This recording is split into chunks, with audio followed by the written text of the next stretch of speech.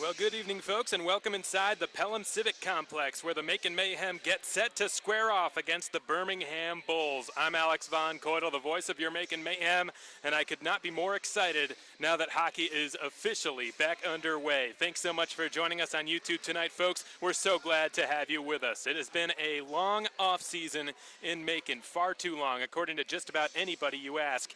It's been long, it's been hot, and worst of all, it's been hockeyless. That changes today. For the first time in 2 years, the Mayhem will have a preseason game before they officially kick off their 5th anniversary season in Macon. Remember, last year's exhibition contest against the Fayetteville Marksmen was canceled due to the hurricane, and I'll tell you what, folks, after speaking with Coach Thomas and some of the players, they could not say enough about how important tonight's game is. Yes, it's ultimately meaningless when it comes to the standings, but winning this game is the secondary focus. The primary focus is giving the coaching staff the opportunity to take what he sees, observe the talent, and make the tough decisions necessary to build a championship caliber hockey team.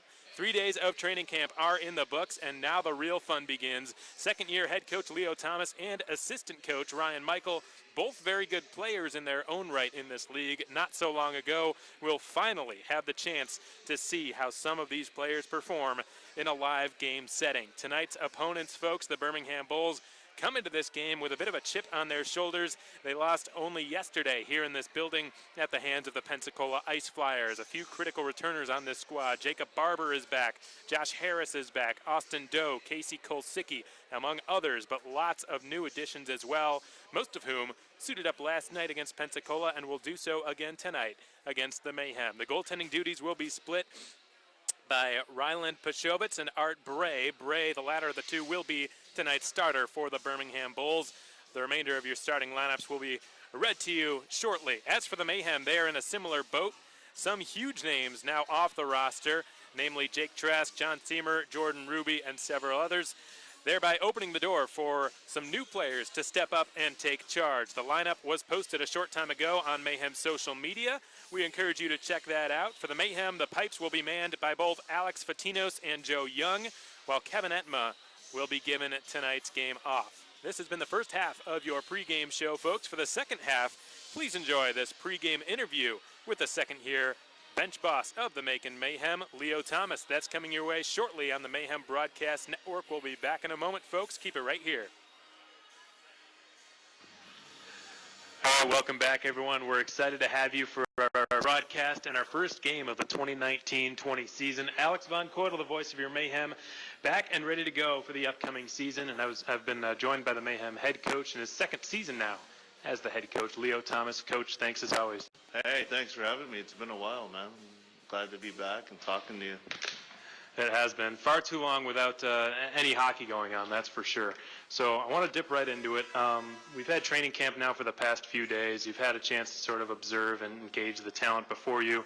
What have been some of your biggest takeaways through 3 or so days so far? Yeah, it's been a great camp. You know, I think we got off the bat the first day, and it was a pretty tough skate, you know, hard work and stuff, and you could tell the guys put in a lot of work in the summer to be prepared for the season. And you know, there's a lot of returning guys that look good, and then also some new faces here that have definitely surprised me and came ready to work. There are a lot of returning guys and new faces, and the guys who are returning, I think the burden's going to be pretty high on them, considering there's no Jake Trask for the first time in a long time. There's no John Seamer. Those guys were mainstays in Macon for years, top scorers for years, and they were both sort of cemented on the top line most of last season. Do you think that their absence might kind of motivate certain guys to say, hey, those top minutes are up for grabs now, I just have to go out there and get them? Definitely. I mean, I've had guys already kind of bring that up without me saying anything. So, you know, I kept in touch with a lot of guys in the summer and checked up on them. And, you know, guys are excited. Guys that are coming back, you know, they know that those two key guys are gone, and it's time for them to step up, and they're willing to do anything to help the team. So they're well aware, and I look forward to seeing who really wants to step up and take charge. Yeah, and Coach, one player in particular I want to ask you about is Josh Kuzno. You played with him for years, played against him for years, coached against him for years, and he'll be playing his first game in a Mayhem uniform tonight. you're finally coaching him instead of coaching against him or playing against him. What excites you about that opportunity? Well, he's a winner. He's won championships too, and I'm just excited playing against him. I always hated playing against him, and but I knew, yeah, no, it's a great sign. But I just know the kind of player he can be, and I think last year he took a step back. I'm sure if you asked him, he would say the same thing. So I'm excited to get that, maybe help him get that hunger back into his game, and I let him know, the kind of player he is. He can definitely help this club in many ways, and just one, So his leadership, face-off circles, just having that veteran presence. So I'm excited for that. I'm excited to build that bond with him as a coach-player relationship, and see where it goes. Yeah, and sometimes a change in scenery and a change in venue can do wonderful things. And he actually said, I believe, his favorite player, his idol in the NHL is Brad Marchand. So if that tells you anything about, that kind of player who you hate when you're playing against him, but you love when you're, teammates with him or coaching him, for sure. So, Coach, last season we missed out on our exhibition game because of the hurricane. I thought that definitely made things a little bit harder for us on opening night last year against Pensacola. It's your first preseason game as a head coach. How important is it to have this opportunity tonight? No, it's huge. I got some big decisions to make here in the next few days, so I get a good feel and look for some guys that could be battling for the last couple spots, and it's always good to see them in game-like situations, especially when we haven't gone over systems or anything like that. I kind of told them what I'm looking for, and different situations. So having this game is definitely key, and I'm going to have Ryan on the bench with Stathis, so I get to watch from up top and get a better view of the game. So should be good. Yeah, and I spoke with Ryan Michael a little bit about it, the Mayhem assistant coach, and he sort of told me that when he was a player, he wasn't the best. He felt like during training camp and practices, he felt like he was a much better player in games, and I think for some players it might be the opposite, which is why tonight's game is so important for you, Mikes, and Stathis to observe the talent within the organization here. Last question for you, Coach, and I'll let you get going. Birmingham's bench boss, Jamie Hicks, he took the league by storm last season, exceeded all expectations. He led his team all the way to the championship series in his sophomore year as a head coach. They did, however, lose their star goaltender, Maverick Parks. How much do you think that will affect the squad here? Losing a goalie of that caliber is a big loss, but Jamie's a guy who's been around the game a long time. It wasn't a fluke the year that he had last year. He's a great hockey mind, great coach. Talking with other players that have played for him, they said the same thing. So, I think he'll be just fine. I think his team's going to be a really good team again this year. He's got a few key additions that I've already seen that are going to make his team a lot better. So, but yeah, Maverick Parks, obviously, the goalie of the year, losing that's never a good thing. But, it's up to Jamie to fill that net, and I'm sure he's going to do a good job. So. And it's up to us to sort of squash that tonight and nip it in the bud. The Mayhem and the Birmingham Bulls most likely going with two goaltenders.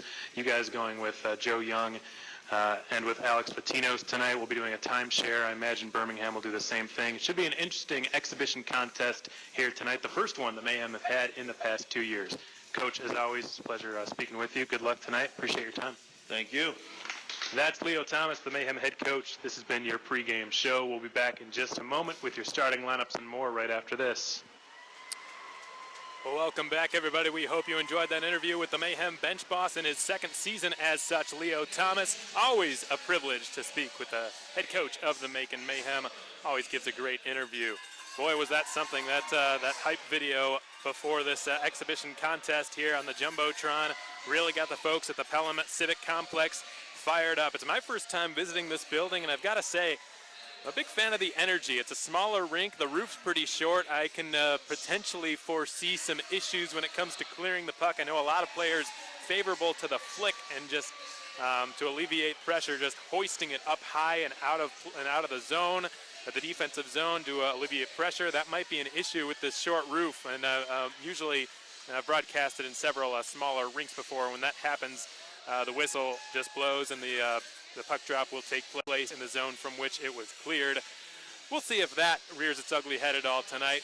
Nevertheless, the starting lineups have been announced, at least for the visiting side. The Macon Mayhem starting lineup was announced, and the Birmingham Bulls starting lineup being announced right now. We'll knock that out first. Connor Vermeulen on defense, sporting the number 3, was not here in Birmingham last season. Right-handed shot. He will line up alongside Mike Krocock, who's will be announced momentarily. And starting at center will be Josh Harris, who is a returning Birmingham Bulls player, was one of their top scorers last season, looks to do so again this time around. On his flanks will be Tony Lampo and Mike Davis, another returning Bull. And in net will be Art Bray, a name we've not seen before. The Pipes last year almost entirely dominated by the likes of Maverick Parks here in Birmingham. He is no longer here. Therefore, it has become a goaltender by committee, at least for the preseason, for Jamie Hicks's squad. Carson Chubak, Ian Maloch, Ryland Pashowitz, and Art Bray are the names listed on the lineup for Birmingham's netminders. Tonight will be a timeshare between the last two, Pashowitz and Bray. Art Bray will get the start in goal for Jamie Hicks and the Bulls. Now the starting lineup for your Macon Mayhem.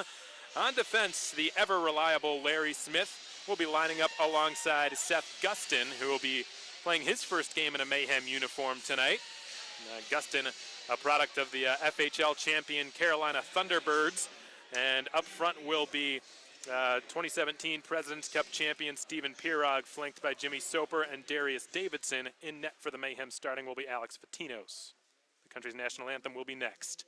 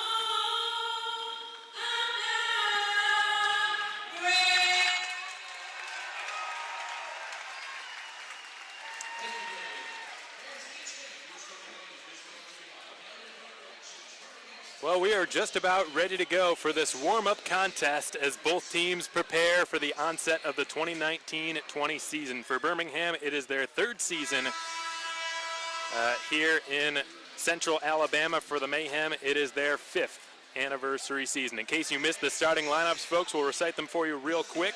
Connor Vermeulen and Mike Krocock on defense.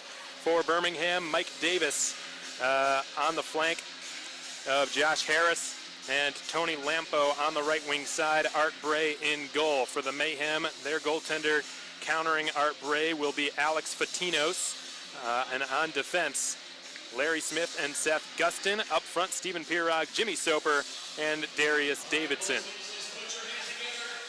The first face-off in 6 months taking place at center ice now. And it's been won by the Birmingham Bulls, Josh Harris, and fired up back to center ice where it's deflected into the Macon zone, past the goal line and rimmed around to the short side wall. It's chipped out to the neutral zone once more and gathered there by Birmingham's Connor Vermeulen. Vermeulen trying to make a name for himself He was unfortunately a -3 last night against Pensacola. He's somebody who's hopeful to make this squad out of training camp.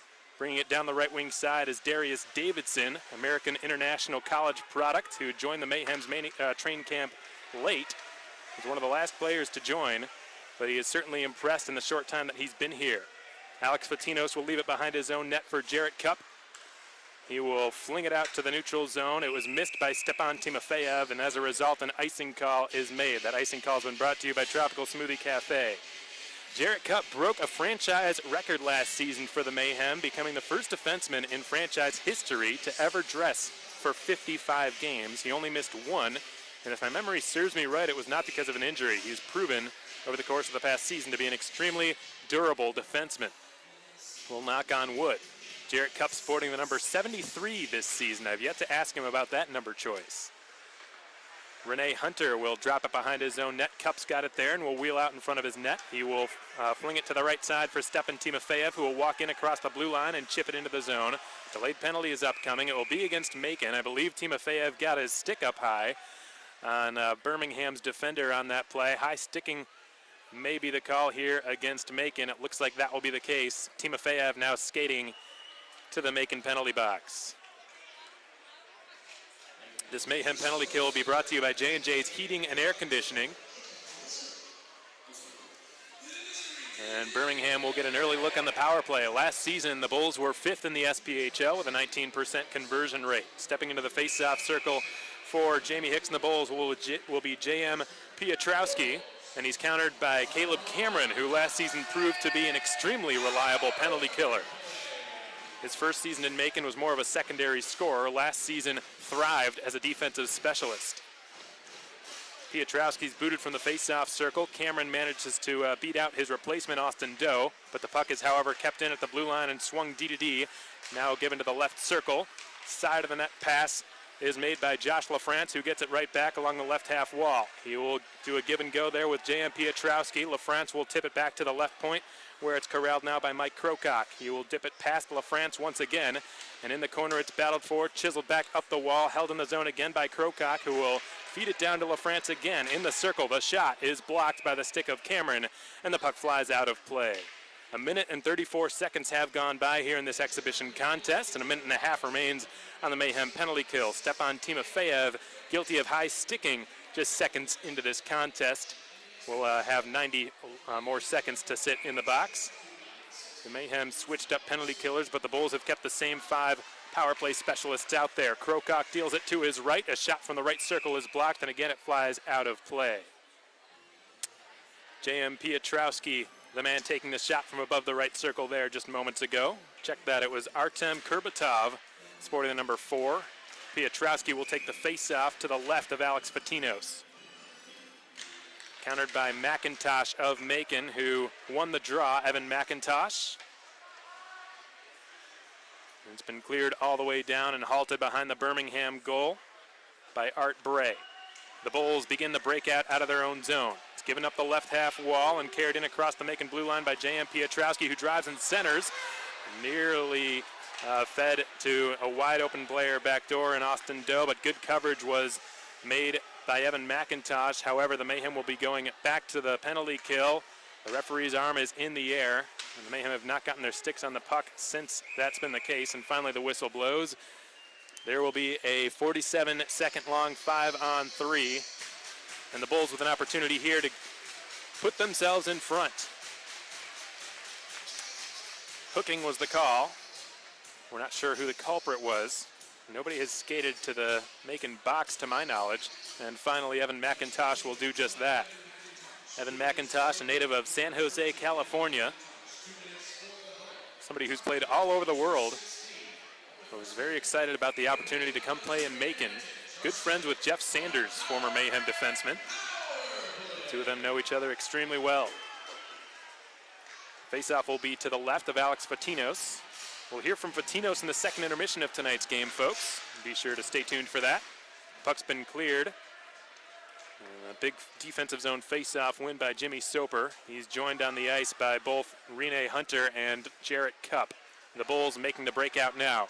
Flung up the right side and across the line skates Sam Williams. flung back to the blue line as the Bulls enter the zone. Carol Draharad gives it off to Josh Harris. Flings it to the opposite corner in the right corner. It's dealt up now to the right point and returned down the boards.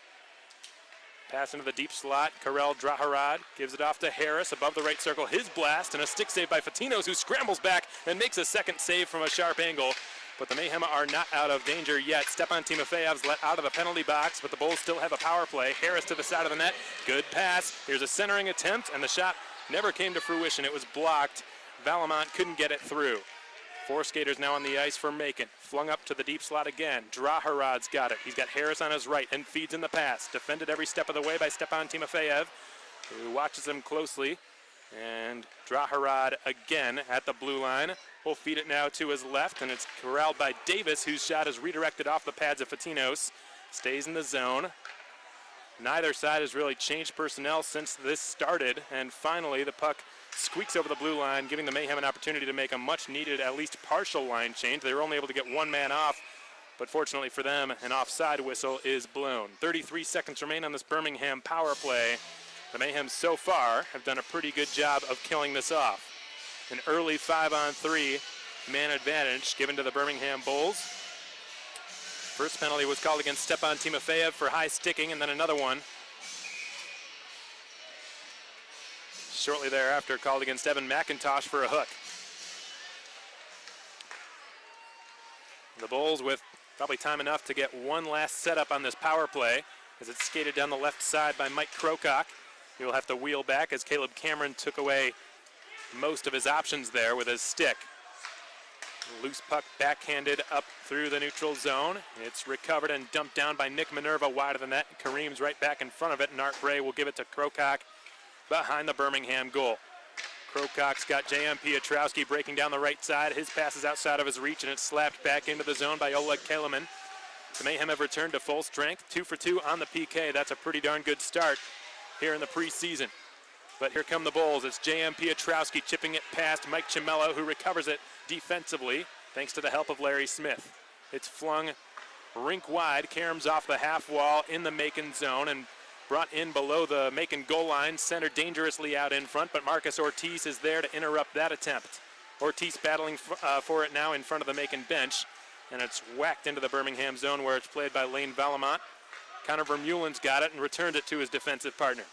We're a quarter of the way through this first period, no score. The Mayhem have not yet generated a shot on goal, partially because for a good portion of this game they've been shorthanded.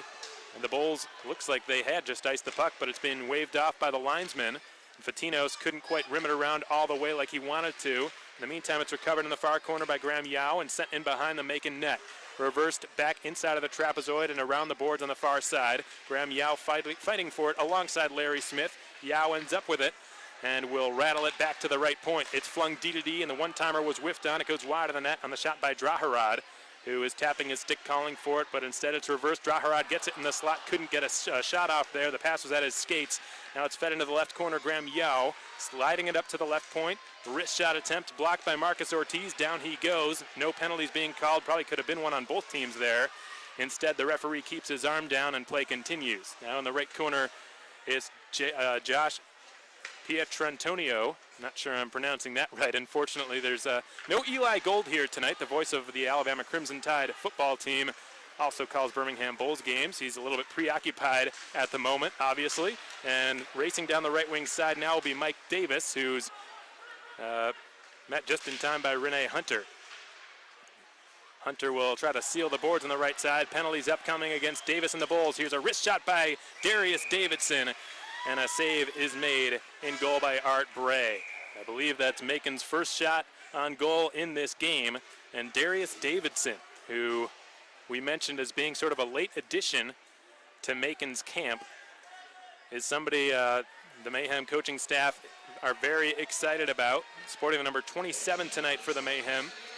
Davidson, a product of American International College. He played Division I and scored a huge goal against Penn State last year during his college days. And Davidson also a former teammate of Nick Minerva's while he was in the British Columbia Hockey League. Davidson of Surrey British Columbia, so a Western Canada boy, and a big Vancouver Canucks fan.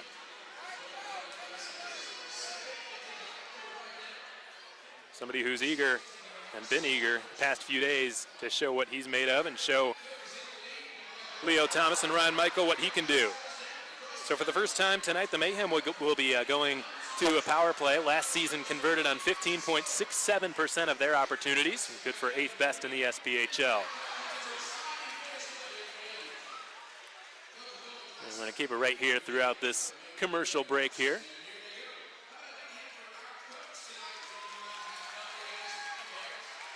13:39 to go in the first period. Still no score. The Mayhem doing a good job of weathering that early storm. Back-to-back power plays for Birmingham, a good chunk of which was on a 5-on-3, and the Mayhem able to fight it off pretty well. Did not allow a whole lot of shots on goal, though the ones that they did, Alex Patinos took care of pretty well. By the way, folks, I know there's a lot of people curious about the action shot we used of Alex Patinos, in which he's wearing a Toronto Maple Leafs jersey. That mystery will be resolved during the second intermission of tonight's game. You'll understand exactly why he was wearing that jersey in the picture we used of him. So be sure to tune in during the second intermission of tonight's game for that interview with the Mayhem goaltender, Alex Patinos. There's a teaser for you. Josh Kuzno will take an offensive zone faceoff. Not sure we've seen him yet up till this point tonight.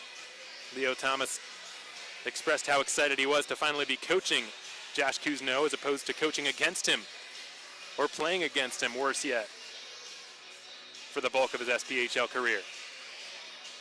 Kuzno, back-to-back President's Cup champions back in 2014 and 15 with two different teams.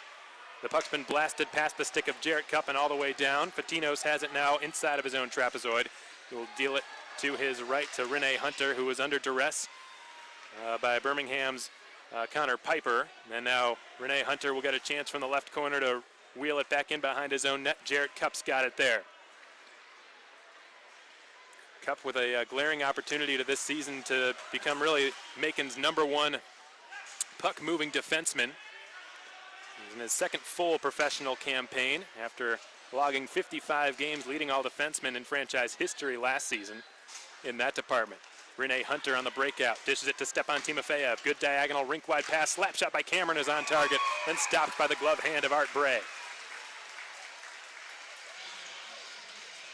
Caleb Cameron seeing a lot of ice time on both special teams units so far. And the second power play group will go out there. It looks like Cam, the only person from the first unit who's staying.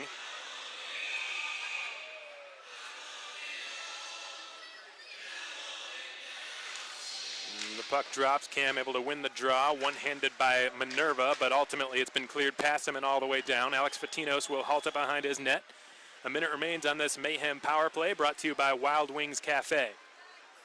On the breakout, it's Seth Gustin, who will feed it up the left wing side to Cameron. His saucer pass leaps over the stick of Sean Lynch. It's now recovered in neutral territory by Seth Gustin.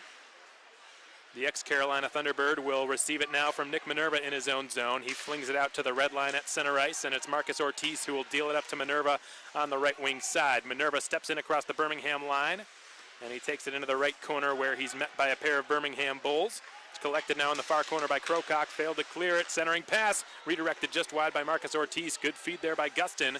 Ortiz will reverse it behind the opposing net, which has been dislodged. Therefore, we get a whistle and a stoppage in play. 12:02 to go in the first period. No score here in Birmingham, Alabama. 5-1 the shots on goal in favor of the Birmingham Bulls. And the Mayhem will get, looks like probably one or two more shots on goal, if possible, on this power play. 24 seconds of which remain. Evan McIntosh will take the offensive zone faceoff.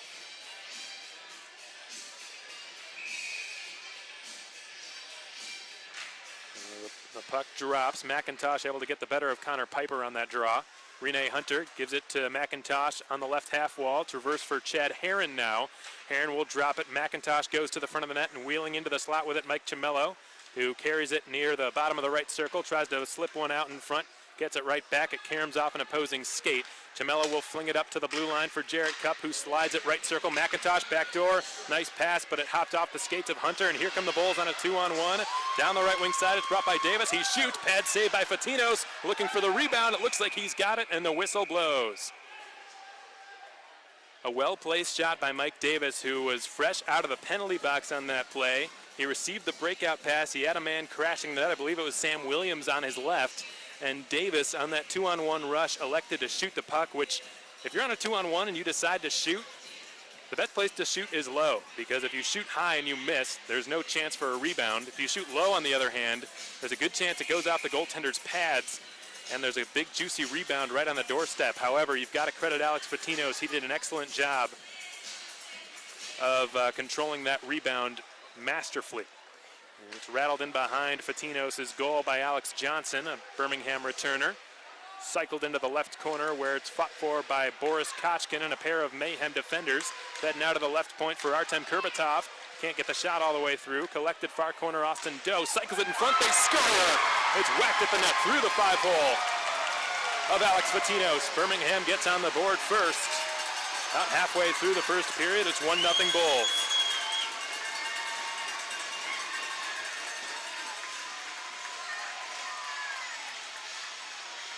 Credit for that goal will go to the defenseman, Alex Johnson. The goal coming with 11:08 remaining in period one.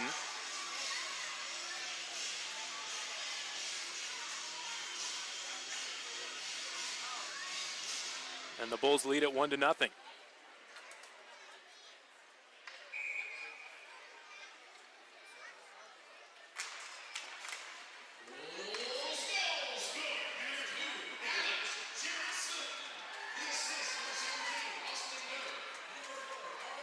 So Artem Kurbatov and Austin Doe getting assists. And now here comes Austin Doe down the left wing side with it. He sends it at the net, and Alex Patinos had the angle covered well. He was able to make a stick save. Good skate-to-stick reception at center ice by Jimmy Soper, who tries to dangle through a pair of Birmingham defensemen. Got through, but he lost the puck. It's been bounced at the net by Stephen Pirog from the corner, who gets into it a little bit in front of the Birmingham cage. Pirog doing a good job just trying to catch the Bulls unprepared for that quick centering attempt after he raced into the corner to fetch the puck. Soper with a nifty attempt. He was injured for a good chunk of last season, Jimmy Soper. He's somebody who's coming into this season with a chip on his shoulder. Was just recently cut by the Newfoundland Growlers of the ECHL, but he's happy to be back here in Macon. And if the Mayhem centers manage to stay healthy this season, Soper will likely have to get used to playing on the wing, because although he played center last season, right now the Mayhem just very deep at that position with Stephen Pirog, Caleb Cameron, Josh Cousineau, and Evan McIntosh, all natural centermen. Puck's been cleared past the blue line and played there in front of the penalty boxes by Tony Lampo, who dumps it into the Macon zone. It goes behind the net of Alex Fatinos. It rattles off a Birmingham skate and rolls out into the neutral zone.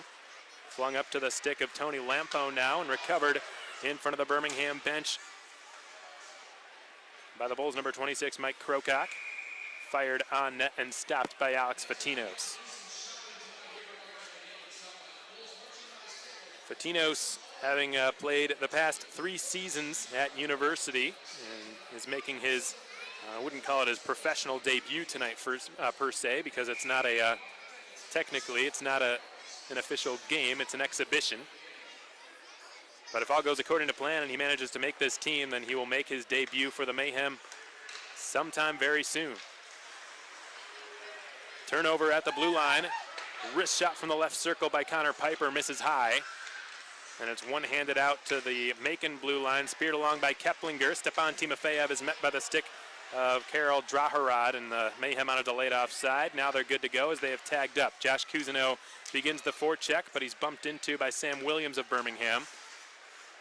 Connor Piper managing to sidestep Stepan Timofeyev, but his pass is read like a book by Larry Smith. Timofeyev down in the neutral zone. Smith with his big long reach able to get the puck back, but he turns it over. Sam Williams, left circle, delays. He centers it. Good pass. Patino slides over, makes the save, but the puck is still loose in the corner on the far side. It's Josh LaFrance feeding it into the left circle. Dangling with it there is Connor Vermeulen, who delays. Vermeulen fires from a sharp angle. Alex Fatinos makes the chest save. 9:14 to go in the first period. The Mayhem trailing the Birmingham Bulls by a score of 1-0. Shots on goal favoring Birmingham as well, 11-1.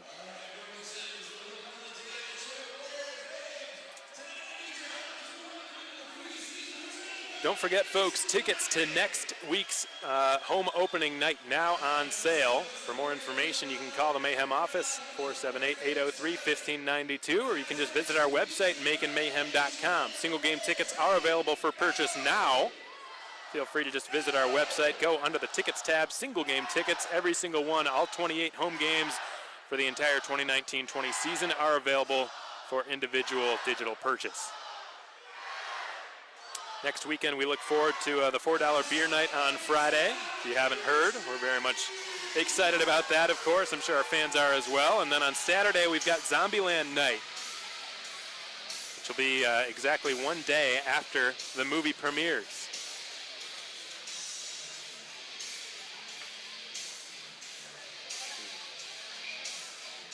And that was our second media timeout of this first period. The Bulls will go to an offensive zone draw to the right of Alex Patinos, which is his blocker side. Stepping in to take the faceoff for Birmingham will be Josh Pietrantonio, countered by Caleb Cameron of Macon. Pietrantonio able to edge him out in the draw. And now in the left corner, they battle for it. It's Marcus Ortiz flinging one into the neutral zone where it's collected by Cameron and set it into the slot. Here's a slap shot that gets blocked. A loose puck rattling around in the slot. It's going to be held in the zone by Jarrett Cupp, who lets it fly, and he missed the right post with his slap shot. Puck's just been cleared down the length. Jarrett Cupp in a foot race, and he is able to easily beat out Josh Pietrantonio for that icing call. That icing has been brought to you by Tropical Smoothie Cafe. The Mayhem will get an offensive zone face-off as a result of it. 8:49 yet to be played in period one. The Mayhem trailing by a 1-0 margin. Evan McIntosh will take the offensive zone face-off. McIntosh wins it cleanly, but the Bulls pounce on it and are able to clear it at least past their own blue line. Boris Kochkin doing the honors. Now it's flung off the skates of Macon's Chad Herron and back into Birmingham territory at Kareem's. It's been floated up over the stick of Oleg Kaliman, who will get another icing call for the Mayhem. An icing call brought to you by Tropical Smoothie Cafe. Another offensive zone face-off coming up for Macon. Mike Chimello skating out there with Evan McIntosh and Chad Herron on his left. Nick Minerva, Oleg Kaliman at the points.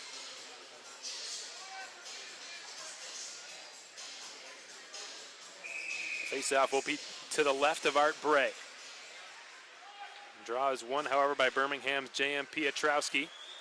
Pietrowski will swivel his way through the neutral zone. Smooth hands. He cuts the net, loses the puck. It's paddled away by Fatinos and collected by Oleg Kaliman in the far corner. He takes a spill. Recovered now by Chad Herron. Delivered behind his net for Nick Minerva. Minerva turned it over behind his own goal, trying to get it to Kaliman, but he will recover nicely. Will the Mayhem's number 96. However, they failed to clear it. Centering pass, left side. Fatinos was sprawled out, but the shot never came. Graham Yao just couldn't get a good handle on it. And crisis averted for the Mayhem, who nearly just conceded an insurance lead. 7:48 to go here in period one. The Mayhem trailing the Birmingham Bulls by a score of 1-0. Larry Smith picks up the puck behind his own net. Second-year Mayhem defenseman with the outlet pass up to Jimmy Soper, who bobbles it. And it's picked up in the right corner now by Tony Lampo of Birmingham. The Mayhem still trying to shake themselves of what coaches like to call bus legs. That's a very common problem in the first period, usually, of road games, especially when the team hasn't played in 6 months.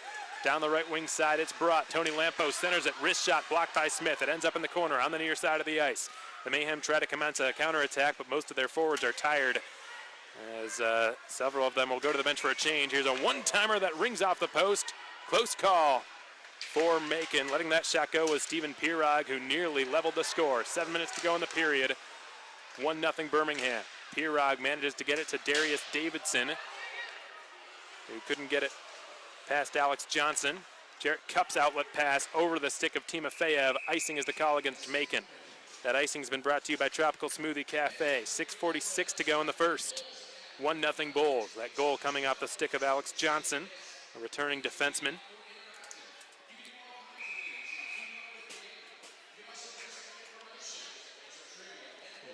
Birmingham's Connor Piper will step in to take the draw. Josh Kuzno will counter him, a longtime SPHL veteran.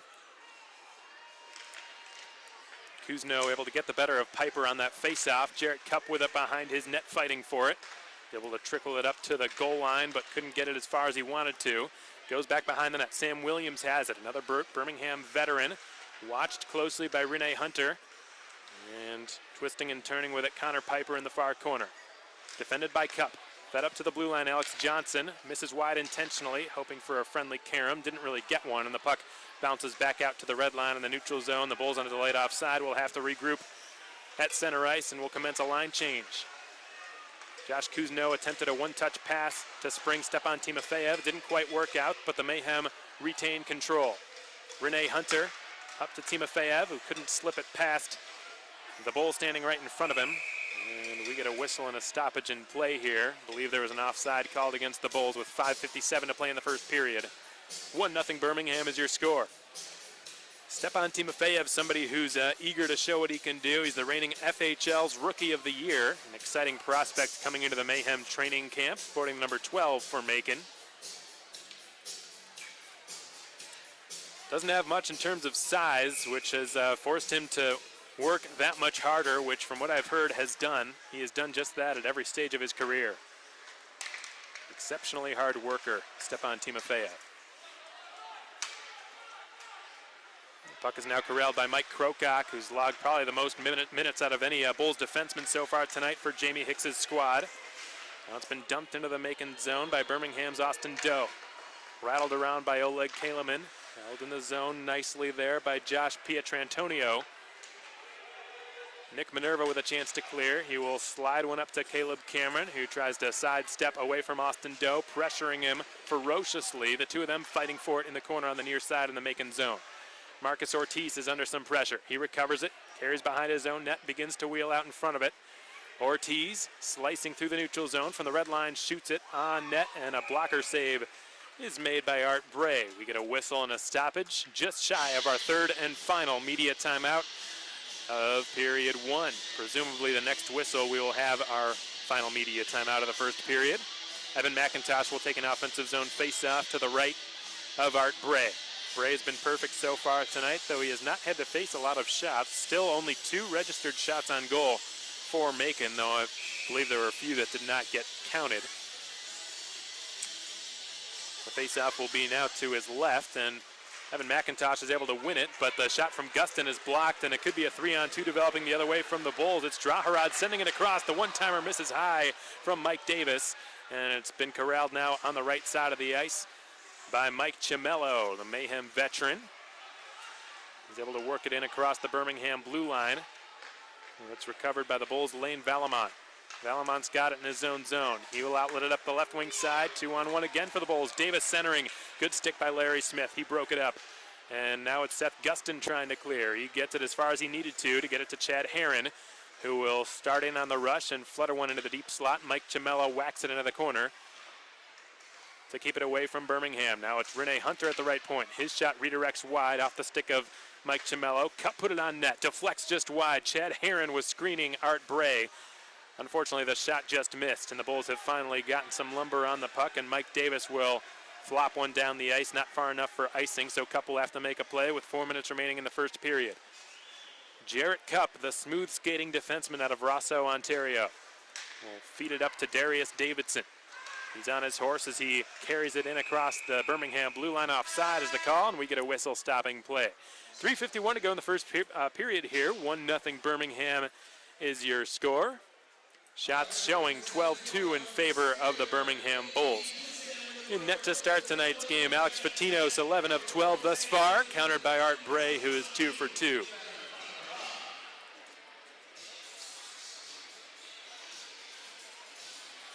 Alex Patinos, a longtime OHL netminder. Would have been a rival to Maverick Parks had he started his OHL career just a year earlier. Maverick Parks, the ex-Saginaw Spirit. Somebody that Josh Keplinger actually grew up watching in his hometown of Saginaw, Michigan. So it was pretty cool for him last season, Josh Keplinger, to get his first professional goal against a goaltender he grew up watching. Not only that, but he would end up being the SPHL's goalie of the year. That night in which he scored his first goal last season, Josh Keplinger, February 28th. of this year would spark a weekend for the ages for that young man. Would go on to break a long-standing scoring record in which he scored 5 points in a single game on Pucks and Paws night last season, the first player in Mayhem history to do that. We'll hear from Josh Keplinger during the first intermission of tonight's game. That will be brought your way fairly shortly here. Just 3:51 to go in the first period. Birmingham up 1-0. There will be a neutral zone face-off near the Bulls penalty box. Stephen Pirog will be countered by Connor Piper.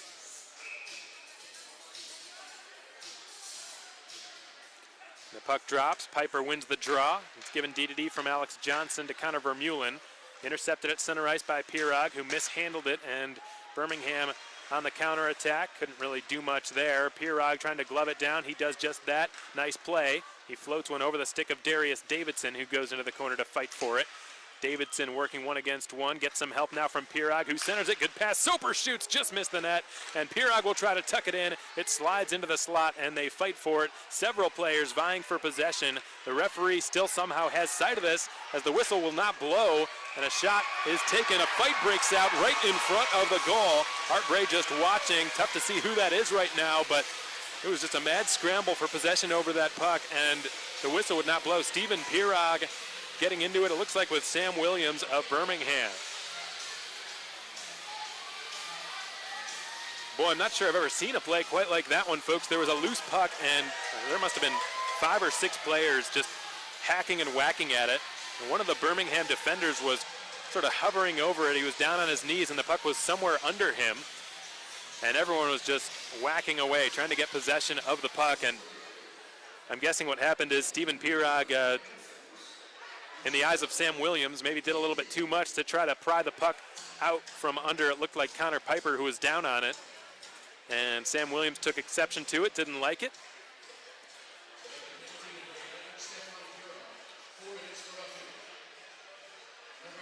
And the two of them dropped the gloves, though it wasn't called an official fight. They were both given 4-minute double minors for roughing, so they have each gone down their respective tunnels and will sit out the rest of this first period. Time of those penalties coming at 16:45. And they will not return until the second period begins. A wrist shot from the left circle was taken by Stepan Timofeyev, but it was blocked. Here comes Birmingham. It's chipped into the zone by J.M. Piotrowski, who will recover it and backhand a pass into the slot. It careens behind the net. Austin Doe fights for it, and it trickles up into the mid-slot between the hash marks. Now it's gloved down by Nick Minerva, who will spearhead a 3-on-1 counterattack.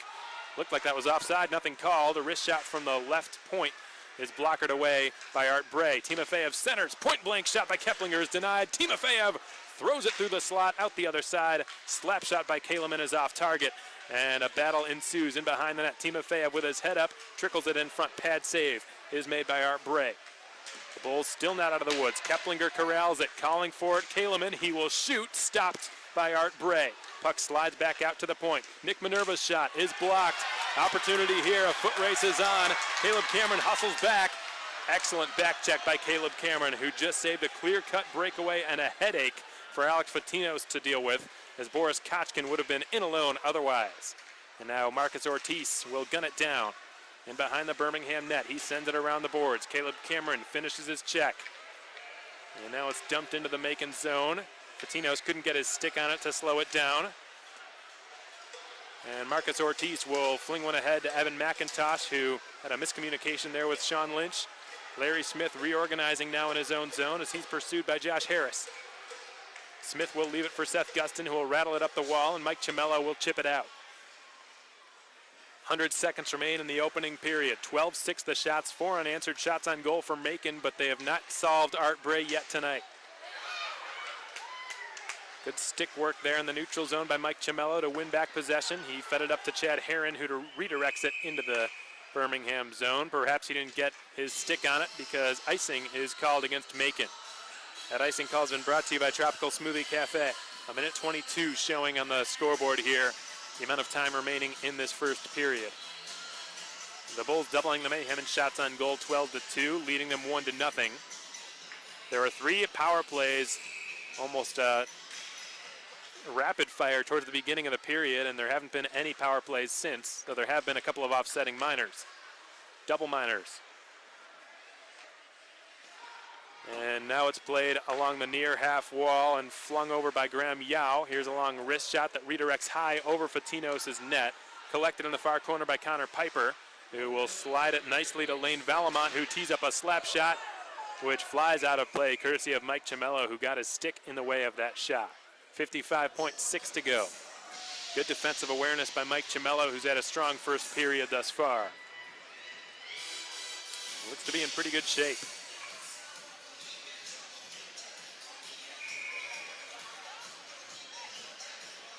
Josh Kuzno will take a defensive zone face-off against Connor Piper now.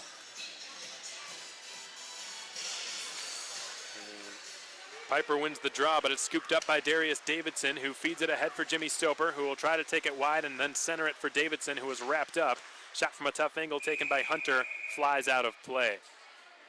And because I don't think it hit, did it hit a Birmingham stick? It was tough to tell. Birmingham arguing that it did not, and it looks like they will win the argument, so the faceoff will come out to the neutral zone in front of the Bulls bench with 44.8 seconds remaining in the first period.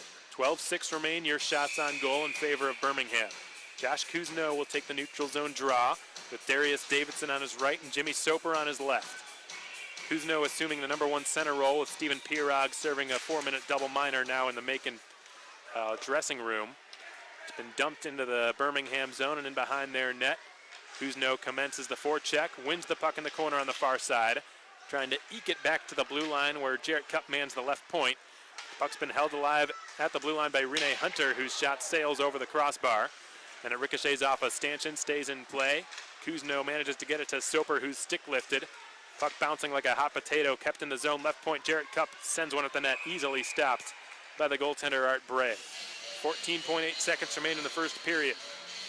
1-0 Birmingham, but the Mayhem have done a good job of turning the shots on goal around. They were down 12-2 in that department earlier in this game, and now trailed by just 5 in the shots on goal category, 12-7. So Caleb Cameron will take an offensive zone draw, presumably the last face-off of this period.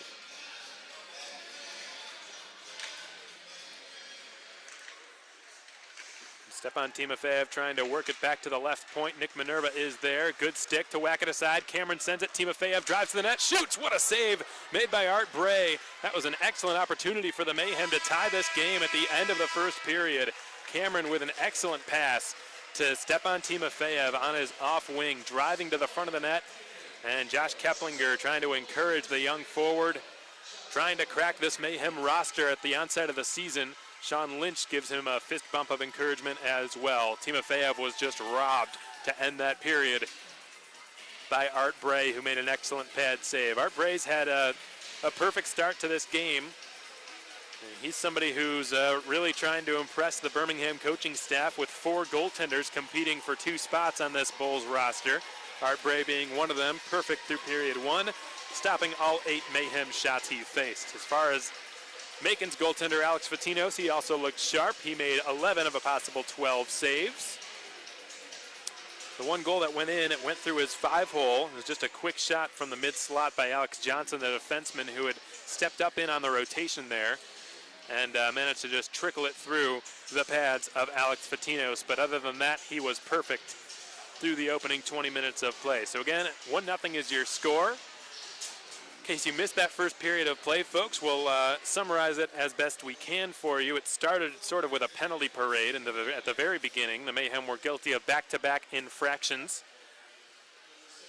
One was called against Stepan Timofeyev for a high stick on an offensive zone entry. So those are penalties that really just kill coaches, because the team has possession of the puck. They're in the offensive zone. There really shouldn't be any reason to take a penalty, and it was just pretty unfortunate. Timofeyev, I don't think he meant to do what he did. He just sort of inadvertently got his stick up off the chin of the Birmingham defender and had to sit. And then after that, Evan McIntosh, who was shorthanded, just trying to fight for a loose puck in the far circle, ended up hooking one of Birmingham's players, which would be bad news for the Mayhem as they went to a 5-on-3 penalty kill. However, they fought that off with aplomb. and managed to keep the game scoreless while on the PK. They did not generate a goal on their ensuing power play, and Birmingham would take a 1-0 lead in the 8th minute of play. However, Macon would really come back in the shots on goal department and nearly tie the game several times, and would have had it not been for a couple of spectacular saves made by Art Bray in goal.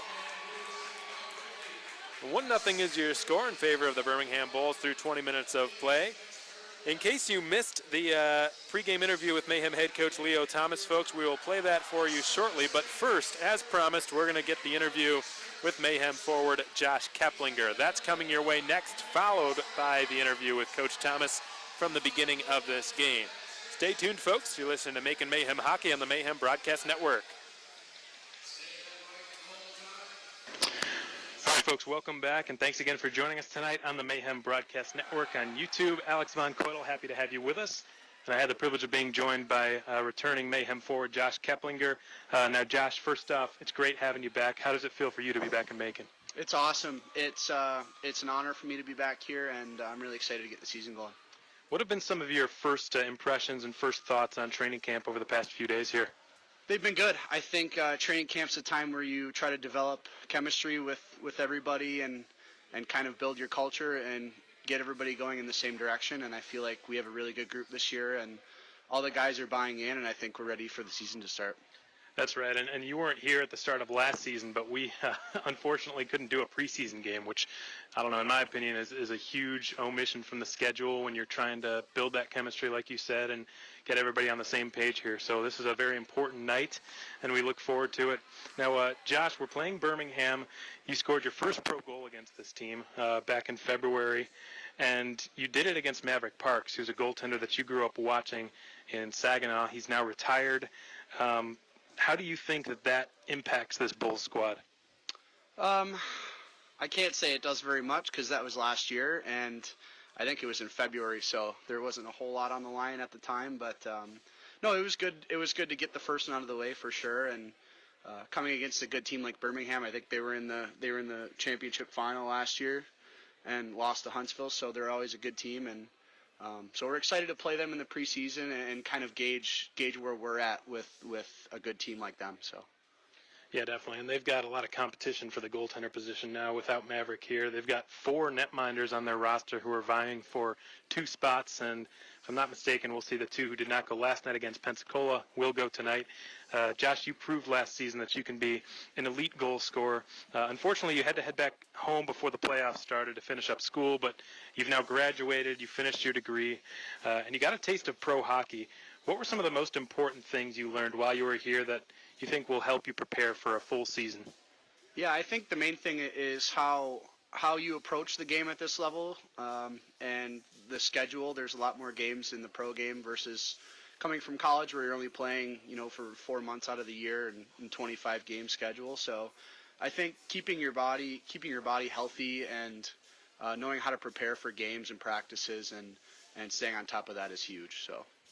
That's right. I think it was Jarrett Cupp last season who I was talking to who said that playing, D3 at Curry College was one thing, and then playing a 56-game season and keeping your body prepared for that night in and night out is something entirely different. He's somebody who actually broke a franchise record, 55 games played as a defenseman. It was the first time that had happened in Mayhem history. Fun fact from Jarrett Cupp. So last question I have for you, Josh, and I'll let you get going. We're back in town next Friday and Saturday for opening weekend. You got a pretty good sense, I'd say, last season on one of our fullest nights, Pucks and Paws night, of what that crowd can be like to play in front of. How excited are you to get back in front of those fans again? Yeah, we're fired up. All the guys are really excited. We know that opening night's a big night, especially for the season, and just being in that atmosphere and, being in the Centerplex with, over 3,000 fans is a crazy feeling, and it's unbelievable to play in front of that many people, and we're really excited for next weekend. So. Sounds good, Josh. Well, so are the fans, I can tell you that much. 6 months without hockey is far too many. We look forward to getting back to it, and I'll let you get back to it as well. Thanks for your time. Awesome. Thanks for having me. That's Josh Keplinger, number 28 for your Making Mayhem, and this has been your first intermission report. We'll be back in just a moment with your out-of-town scoreboard update and more. Right after this, keep it right here, folks. Okay, welcome back, everyone. We hope you enjoyed that interview with Mayhem forward Josh Keplinger. We had a pretty solid first period. Like we said, we're going to, in case you missed the pregame interview with Mayhem head coach Leo Thomas, that's coming your way right now. And we'll be back afterwards to bring you second period action here on the Mayhem Broadcast Network. Stay tuned, folks.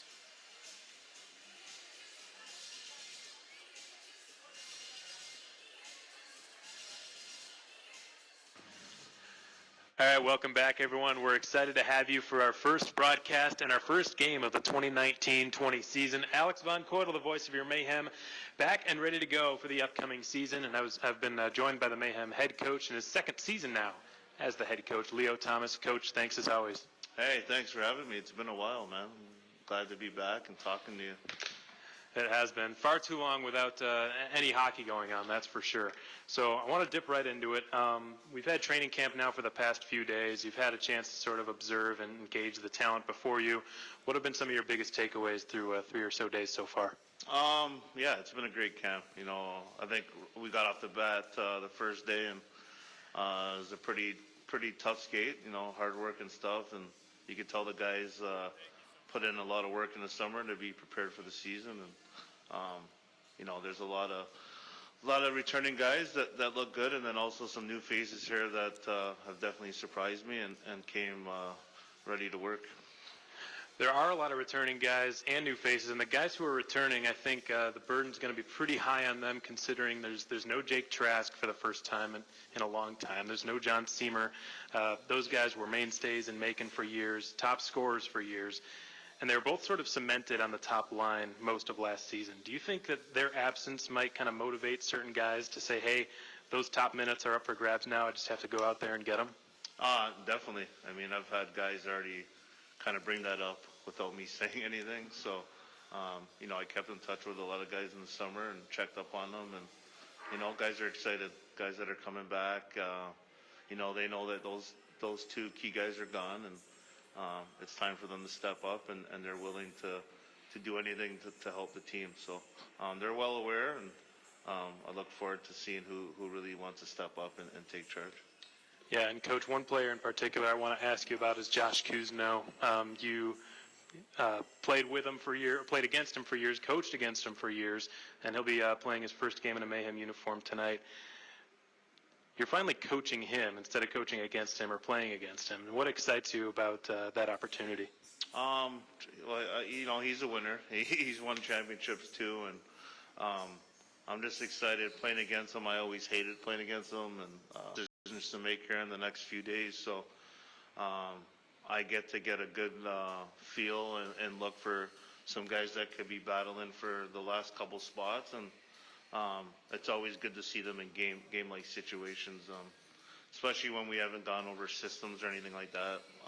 I kind of told them what I'm looking for, and how you read the game, how you react to different situations. So having this game is definitely key, and I'm going to have Ryan on the bench with Stathis, so I get to, you know, watch from up top and get a better view of the game. So should be good. Yeah, and I spoke with Ron Michael a little bit about it, the Mayhem assistant coach, and he sort of told me that when he was a player, he wasn't the best, he felt like, during you know, training camp and practices. He felt like he was a much better player in games, and I think for some players it might be the opposite, which is why tonight's game is so important for you, Mikes, and Stathis to observe the talent within the organization here. Last question for you, Coach, and I'll let you get going. Birmingham's bench boss, Jamie Hicks, he took the league by storm last season, exceeded all expectations. He led his team all the way to the championship series in his sophomore year as a head coach. They did, however, lose their star goaltender, Maverick Parks. How much do you think that will affect the squad here? I mean, losing a goalie of that caliber is a big loss, but Jamie's a guy who's been around the game a long time. It wasn't a fluke the year that he had last year. He's a great hockey mind, great coach. Talking with other players that have played for him, they said the same thing. So, you know, I think he'll be just fine. I think his team's going to be a really good team again this year. You know, he's got a few key additions that I've already seen that are going to make his team a lot better. So, but yeah, Maverick Parks, obviously, the goalie of the year, losing that's never a good thing, but you know, it's up to Jamie to fill that net, and I'm sure he's going to do a good job. So. And it's up to us to sort of squash that tonight and nip it in the bud. The Mayhem and the Birmingham Bulls most likely going with two goaltenders. You guys going with Joe Young and with Alex Patino tonight. We'll be doing a timeshare. I imagine Birmingham will do the same thing. It should be an interesting exhibition contest here tonight. The first one the Mayhem have had in the past 2 years. Coach, as always, it's a pleasure speaking with you. Good luck tonight. Appreciate your time. Thank you. That's Leo Thomas, the Mayhem head coach. This has been your pregame show. We'll be back in just a moment with your starting lineups and more right after this. All right, well, welcome back, folks. That was we played back the pregame interview, but that was played during the first intermission. Again, just in case some of the folks tuned in here might have missed it.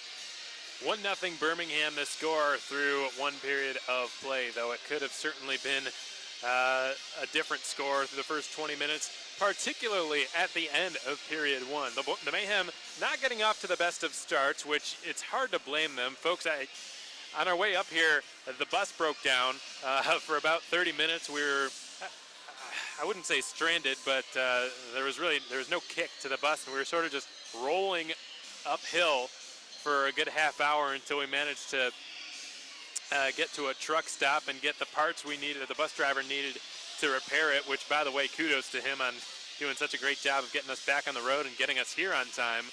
That's why you leave nice and early. We left at 1 p.m. Eastern time, which would be local, that would be noon. So we left, what would that be, 7 hours before the game started for a reason. And we were only delayed by about a half hour to 45 minutes, so we still managed to get to the rink a good 2+ hours before the game started.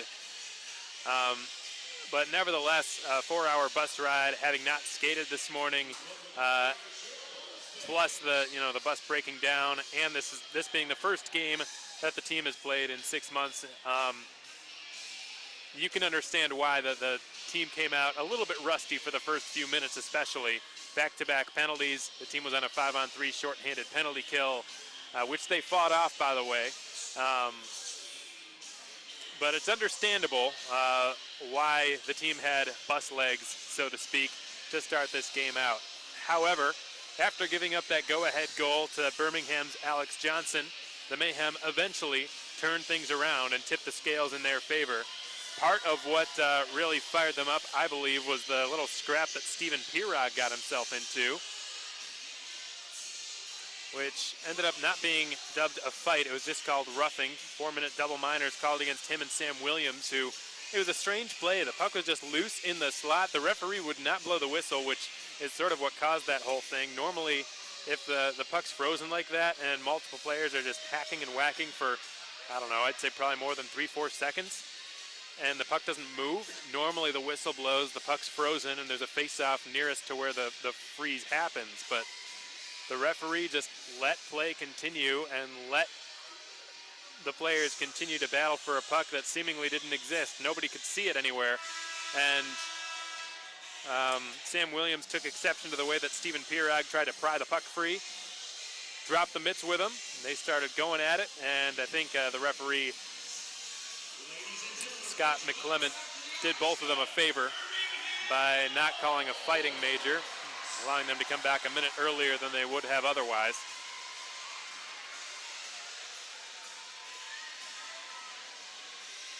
So they will be back. They'll be eligible to come back just really a few seconds into this second period and rejoin their teams.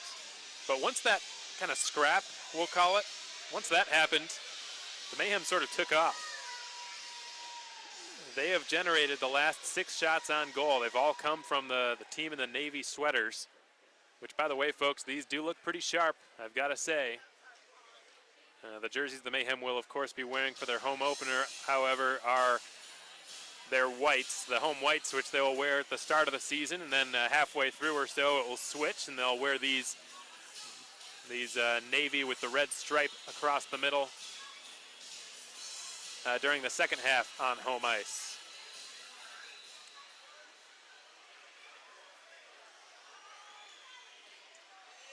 So second period hockey just about underway here at the Pelham Civic Complex, just south of Birmingham in central Alabama.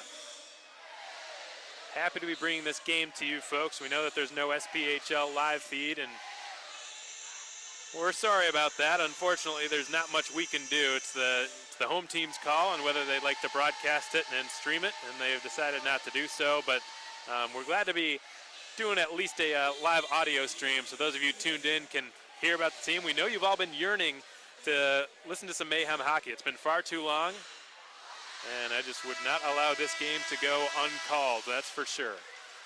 Lots of new names, new talent, players that you're eager to learn more about on the ice for the Mayhem tonight. Second period action underway. There was a false start on that face-off, so we're going to redo the drop here.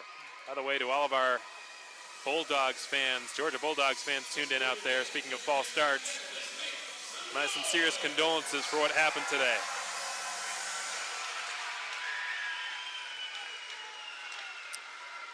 Second period hockey now officially underway, as Alex Patino's had it roll to him directly after the faceoff was won by the Mayhem, and now Stepan Timofeyev will race down the right side. He's able to recover it in time before going offside and dump it into Birmingham territory. Josh Kuzno still manning the vacant center spot, which was held by Pirog while he finishes his sentence, as a wrist shot from the right side, taken by Birmingham's Connor Vermeulen, is gloved and snagged and held by Alex Fotinos. Alex Fotinos, a native of the Toronto area. Huge Maple Leafs fan. Got Greek and Italian heritage. He's a first-generation Canadian. You'll hear from him during the second intermission of tonight's game. We'll also play back the interviews from Leo Thomas and Josh Keplinger in case you missed them. Larry Smith leaves it in the corner. Josh Kuzno's attempted clear is blocked by his own man, and Josh Keplinger, a right point shot, nearly redirected, but it just missed the stick there of Casey Kolsicki, and it was blocked away by Fotinos. And now here comes Timofeyev down the right side, whacked back into Birmingham territory, where it's collected by Birmingham's Connor Piper. He will skate it out into the neutral zone. Takes a hit from Cameron, but got rid of it near the Macon blue line. It's picked up by Timofeyev, sprung along for Sean Lynch, whose wrister misses high and wide of the right elbow of the net.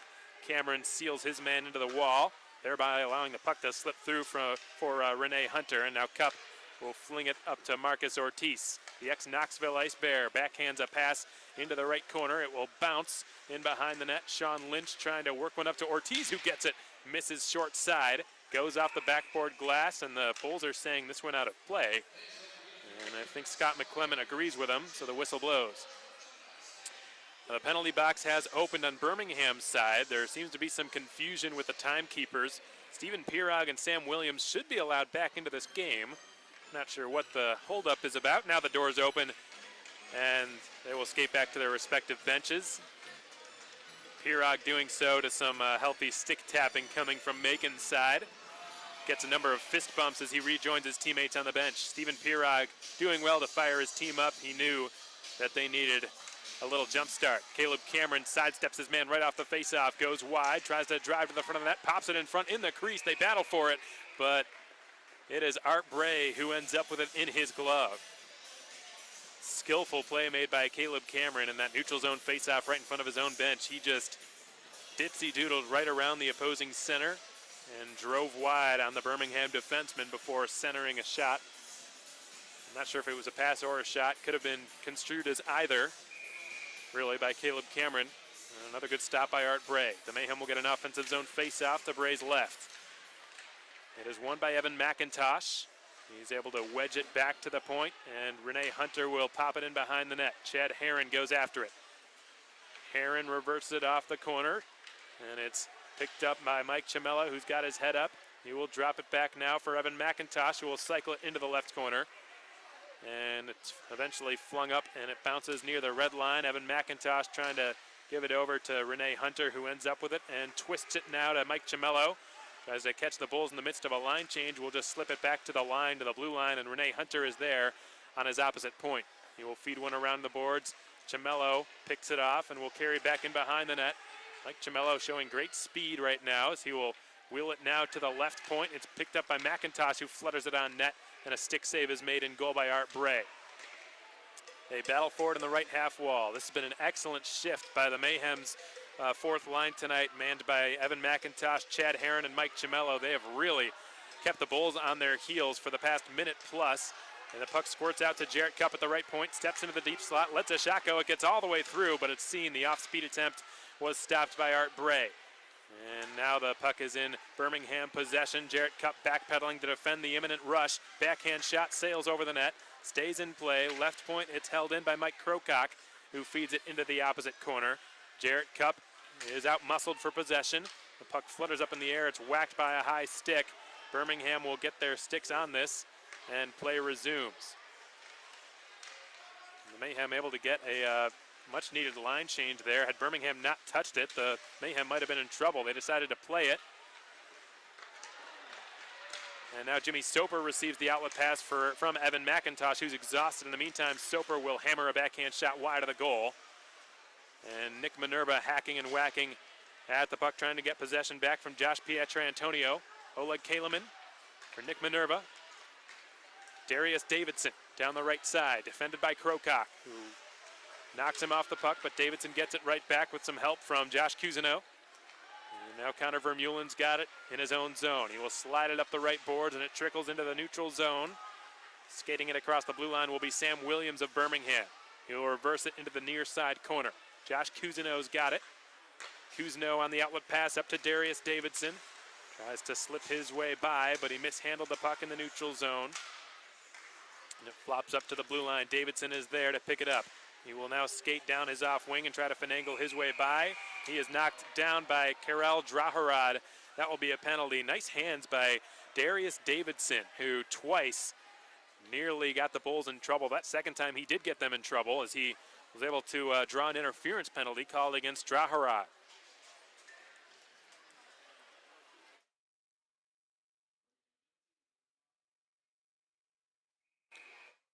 The Draharad to the box, and the Mayhem, for the second time tonight, will go to a Wild Wing Cafe power play. Both teams have gone 0 for on the man advantage tonight. The Mayhem 0 for 1, the Bulls 0 for 2. Caleb Cameron will take the offensive zone faceoff. He's able to win the draw, but there's a puck battle near the circle that took place immediately after the fact. Stepping in to seal the boards there will be Nick Minerva. Squeaks past, and it's been cleared all the way down. And it'll be left off by Alex Fatinos for Minerva, now behind his net. Minerva's got Stepan Timofeyev on his right. Circling behind him will be Caleb Cameron. Minerva will lead the charge himself, but he couldn't dump it into the zone. Picked off in neutral territory. Here come the Bulls on a shorthanded counterattack. It's wheeled down the right side by Graham Yao, who centers. Nice pass. Here's a shot. They score. It's Austin Doe. A shorthanded goal for Birmingham. Excellent patience by Graham Yao. An even better pass. Austin Doe lights the lamp for the Bulls. And the home side's got a 2-0 lead.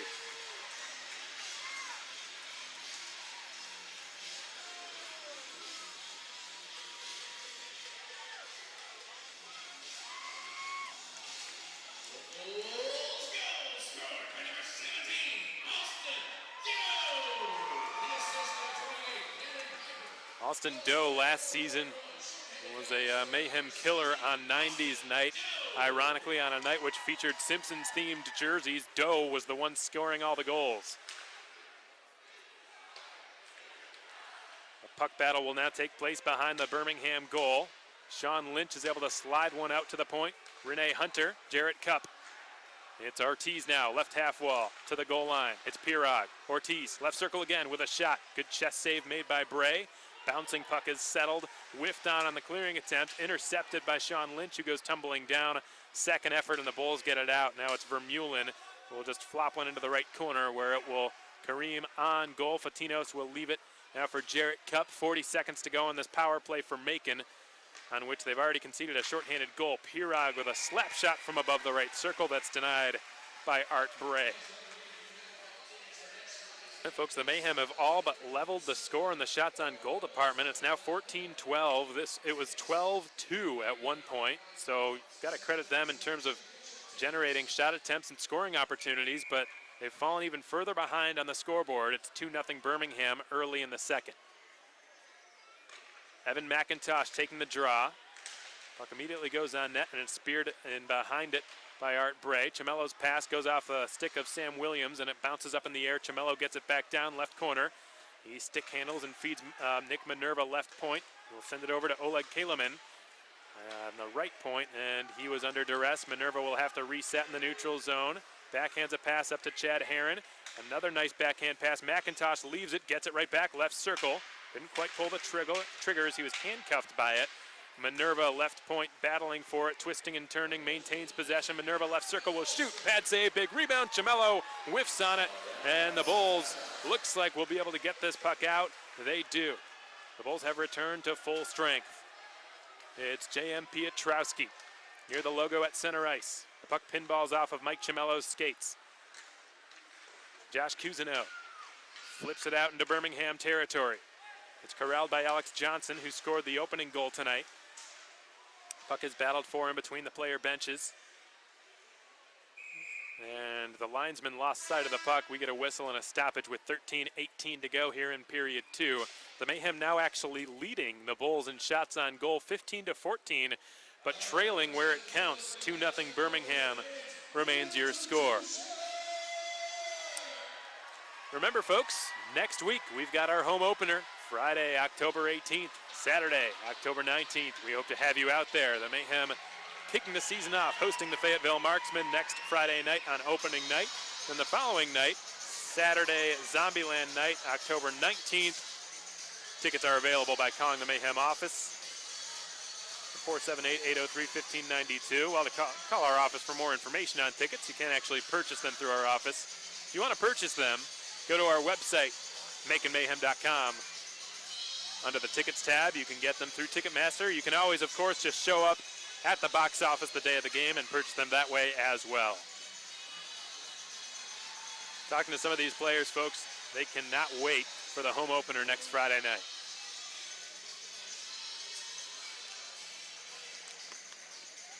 The players who have not dressed for tonight's game are as follows: Igor Babinin, Danny Caesar, Kevin Entma, Yuri Pestuka, Stathis Soumalides, and Zach Urban.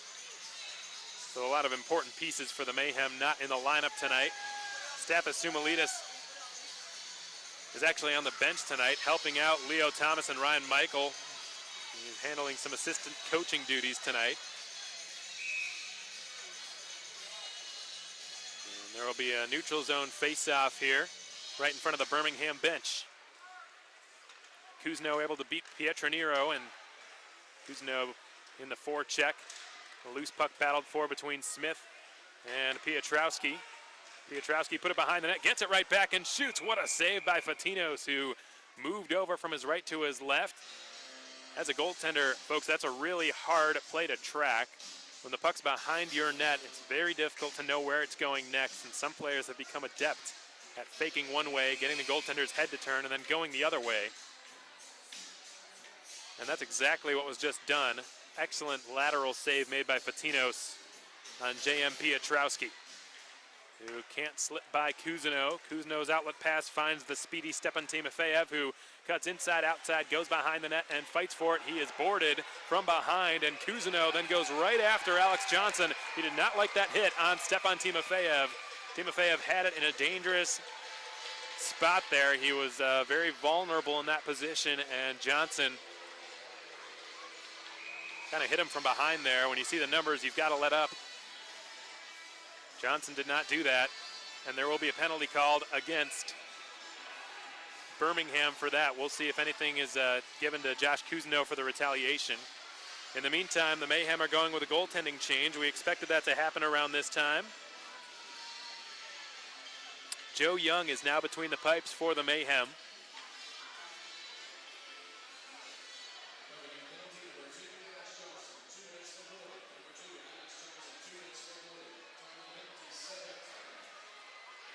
So Alex Patinos making 12 of a possible 14 saves. So Alex Johnson was given 2 minutes for boarding on that last infraction. And Joe Young is now in the net for Macon. Birmingham has not switched goalies. Art Bray is still in between the pipes for Jamie Hicks and the Birmingham Bulls. There will be a neutral zone face-off in front of the Mayhem penalty box. 12:50 to go in the second period. Macon trailing 2-0, though leading in the shots on goal department 15-14. Josh Kuzno, Josh Keplinger, Stepan Timofeyev, and Larry Smith and Seth Gustin on the ice for this power play. This will be Macon's third power play of the game, 0 for 2 thus far. Can the third time be the charm? This Mayhem power play is brought to you by Wild Wings Cafe. The puck drops. The initial draw is won by Connor Piper. And Piper circles back into his own zone and feeds it to his defenseman, who is cleared at the length all the way down. Joe Young allows it to go past his left post. And Seth Gustin's pass eventually reaches Stepan Timofeyev, who will slide it into his own slot. Larry Smith taps it up to Josh Kuzino, who enters the zone. It bounces up in the air near the left corner. Kuzino fights hard for it and will chisel it back to the point. Larry Smith did well to hold it in the zone. Keplinger with his head up, feeds it down, gets it back, left circle, shoots, big save made by Art Bray. Puck bounces into the corner, and a good pass is made by Timofeyev, who fluttered it in front, but Keplinger couldn't do much to get a shot there, and the Bulls have cleared it. Well, Stepan Timofeyev, Josh Keplinger, Josh Kuzino, all three of them seemingly with a good amount of chemistry, at least on that last shift, in creating scoring chances. Caleb Cameron receives the breakout pass by Larry Smith. He dips the shoulder and drives, shoots, blocker save by Art Bray. And now the puck floats up in the air. It's gloved down in the slot, battled for between Ortiz and Austin Doe, won by the former of the two. Rene Hunter gives it down to Cameron in the corner, who will relay it up to the left point. Slap shot is on target. Blocker save by Art Bray. Rene Hunter. Marcus Ortiz allowed it to go through, perhaps ill-advisedly, as Larry Smith will now have to skate back to the neutral zone to play the puck. Rene Hunter's got it. 11:22 to go in the second period. 2-0 in favor of Birmingham. Hunter, a native of Ebenflow, Manitoba. Offside called against Macon. We'll get a whistle stopping play. 22 seconds remain on the boarding penalty called against Alex Johnson. Rene Hunter hailing from a reservation with just over 2,000 people. Ebenflow located more than 2 hours northwest of Winnipeg, Manitoba, which for those of you who are unfamiliar with Canadian geography, that's pretty far up there.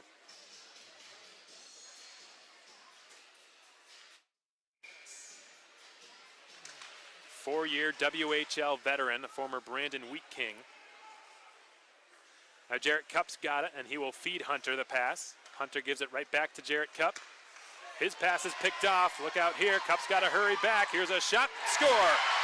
Connor Piper, another Birmingham shorty. The Bulls lead 3-0.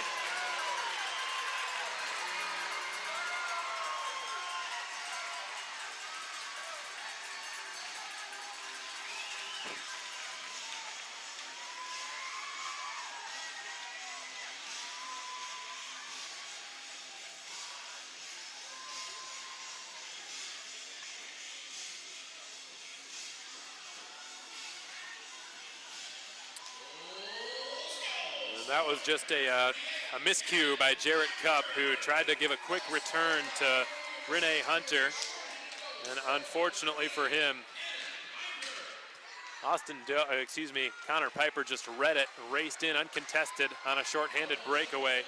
And you got a feel for Joe Young. It was his first shot on goal that he faced, and it was a clear-cut breakaway.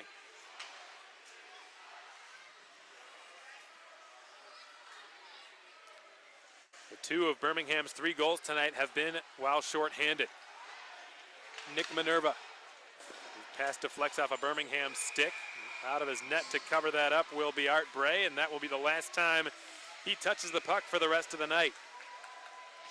He has been perfect in net so far. Not very often will you see a goaltender who's been perfect being pulled, but this is the preseason, and Jamie Hicks wants to get a look at Roland Pashevitz, who will take over from here. Bray made all 18 stops he faced.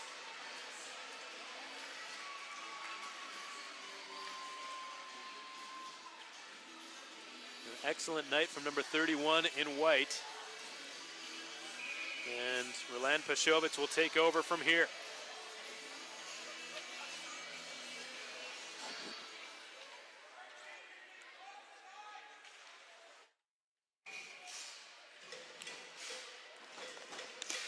Face-off will be to the circle to the left, or rather to the right of Pashowitz.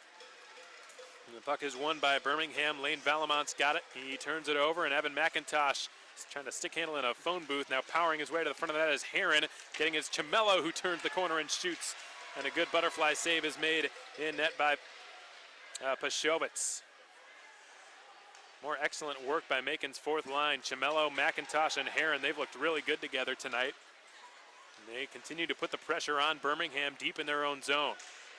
Finally, the Bulls get some confident sticks on the pucks, and they're going to be able to clear this one out. It's been dumped in behind the Macon net and around the far boards it's sent. Mike Davis is there. He will drop it to the blue line. And a long wrist shot is dealt with by Joe Young, who sticks it into the corner now. It's Josh Harris fighting for it. Harris is closed off by Oleg Kaliman, a 6'3" Russian. Harris has it at the bottom of the far circle. He coughs it up, and it's been cleared by Cimello. Will this be far enough for icing? No, it will not. Just barely. Excellent clear by Cimello, just barely allowing it his teammates to get a line change. Stepan Timofeyev will take over, but it's whacked off his stick, and the puck slides all the way down. This will not be an icing either. Joe Young will leave it for Larry Smith. The Niagara product will slide it up off the stick of Josh Cousineau. Cousineau now fighting for it along the sideboard in front of the benches.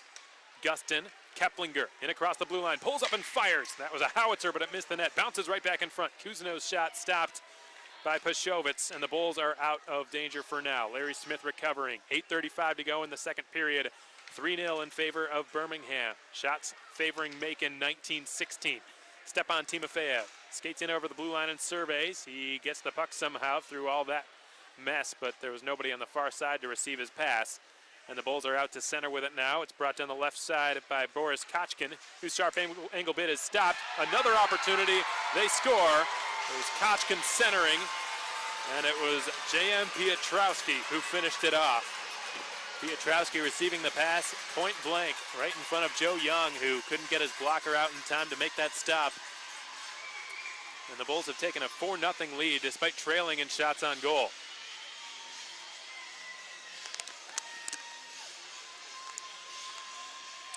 Just going to take a moment here to remind everybody that the final score in this game is really not what's important. It's fiddling with lines and trying to find the best chemistry possible before the regular season starts.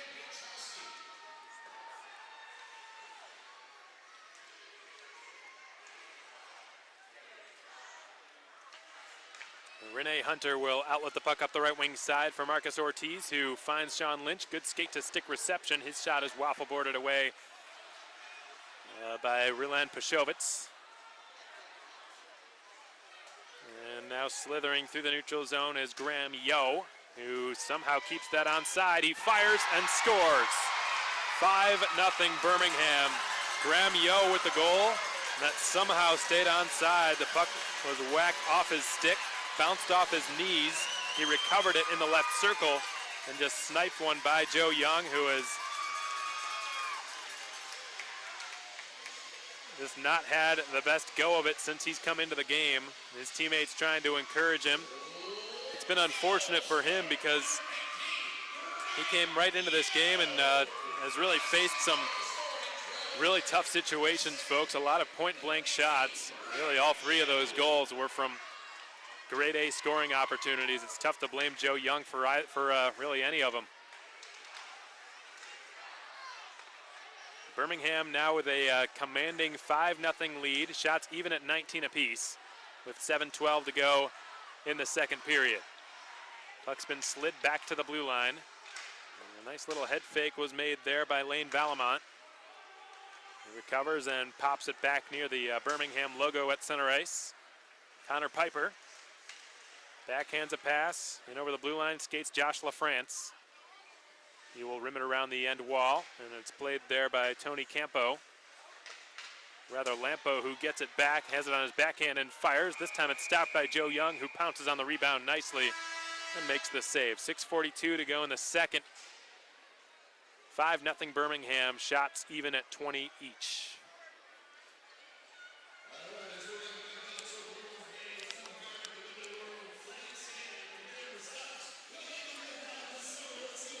Well, the shots on goal might be even, folks. I'd say technically the scoring chances have probably been roughly even, but the quality of scoring chance has not been even.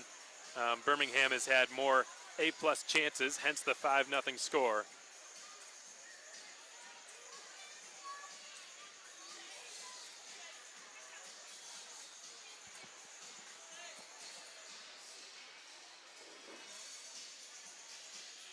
If you're interested in coming out to a Mayhem game as a group this season, folks, the good news is we're going to have the same deal as we did last year. At least that's the plan for now. Of course, the rate is subject to change, but for now, the price is $13 per ticket, which is still a bargain. You're saving money on each ticket. You're also getting a free hat. You're also getting an experience upgrade of your choosing, the likes of which includes a high-five tunnel. It includes a picture on the ice with the players, bench buddies,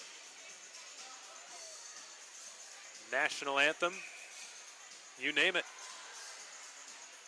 For more information about our group package, you can visit our website, makingmayhem.com, or just give our office a call at 478-803-1592.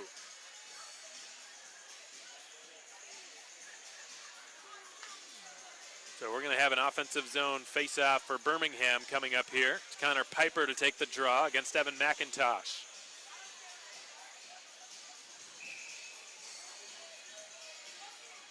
The puck drops. McIntosh able to win the draw. And Larry Smith has just cleared it out to center. Chad Herron in a foot race trying to spring a 2-on-1, but the Mayhem caught on an offside. Chamello scooted over to help Chad Herron out there, but it was just a tad too late.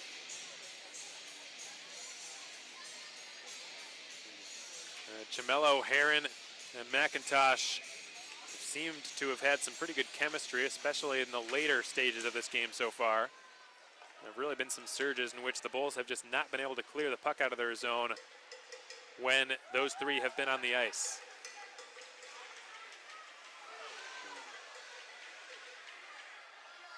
So Larry Smith gets it up to McIntosh, who clears it ahead for Mike Chamello, who's trying to get a step there on Kurbatov, who nudges him off the puck. Chamello recovers it in the corner. He will guide it on back to the right point. Seth Gustin now to Larry Smith, left side. He will attempt to deliver it behind the net, succeeds. And Chad Herron with a bit of a miscommunication on the give-and-go play with Chamello has cost the Mayhem possession. And it's dropped into the high slot now, collected by Austin Doe, whose shot skitters through the blue paint and wide. Picked up on the right half wall and fed in behind the net. It's taken by Austin Doe.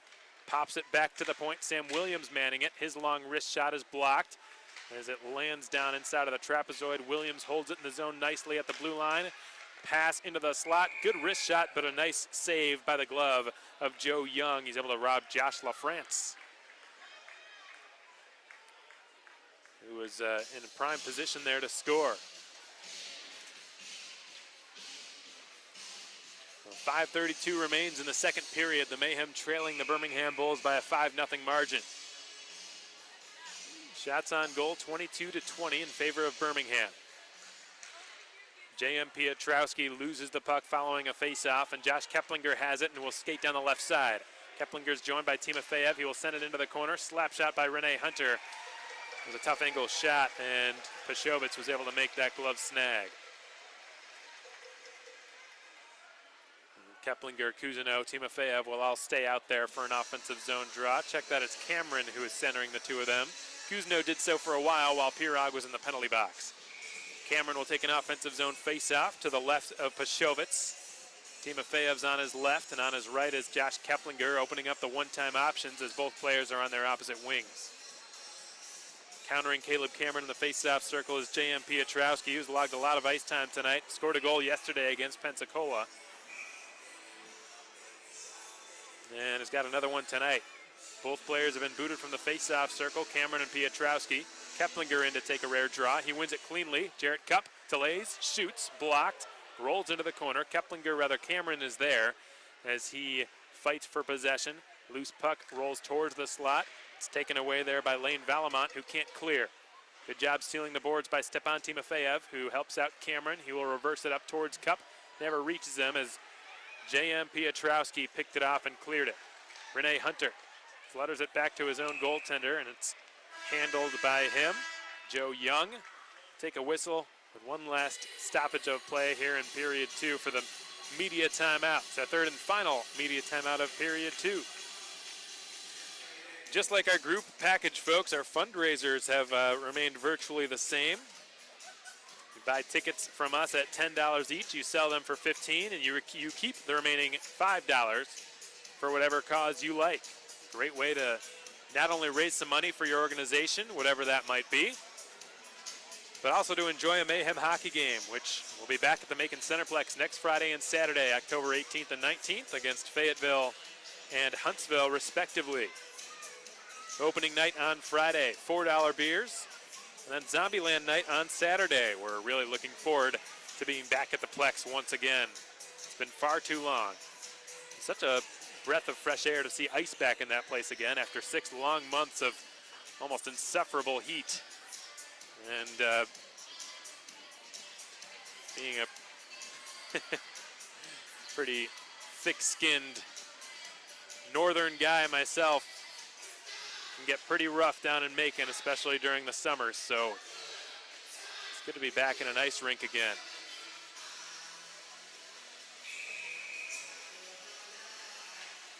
And Birmingham winning the offensive zone draw. The puck's been sent in behind the Macon net, where it's played now by Tony Lampo.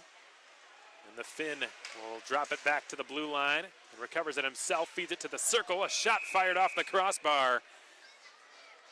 And Mike Davis trying to snipe one over the blocker of Joe Young. He beat him, but he drew iron. Went off the top side of the crossbar and flew out of play. 4:39 remains in the second period. 5-0 in favor of Birmingham.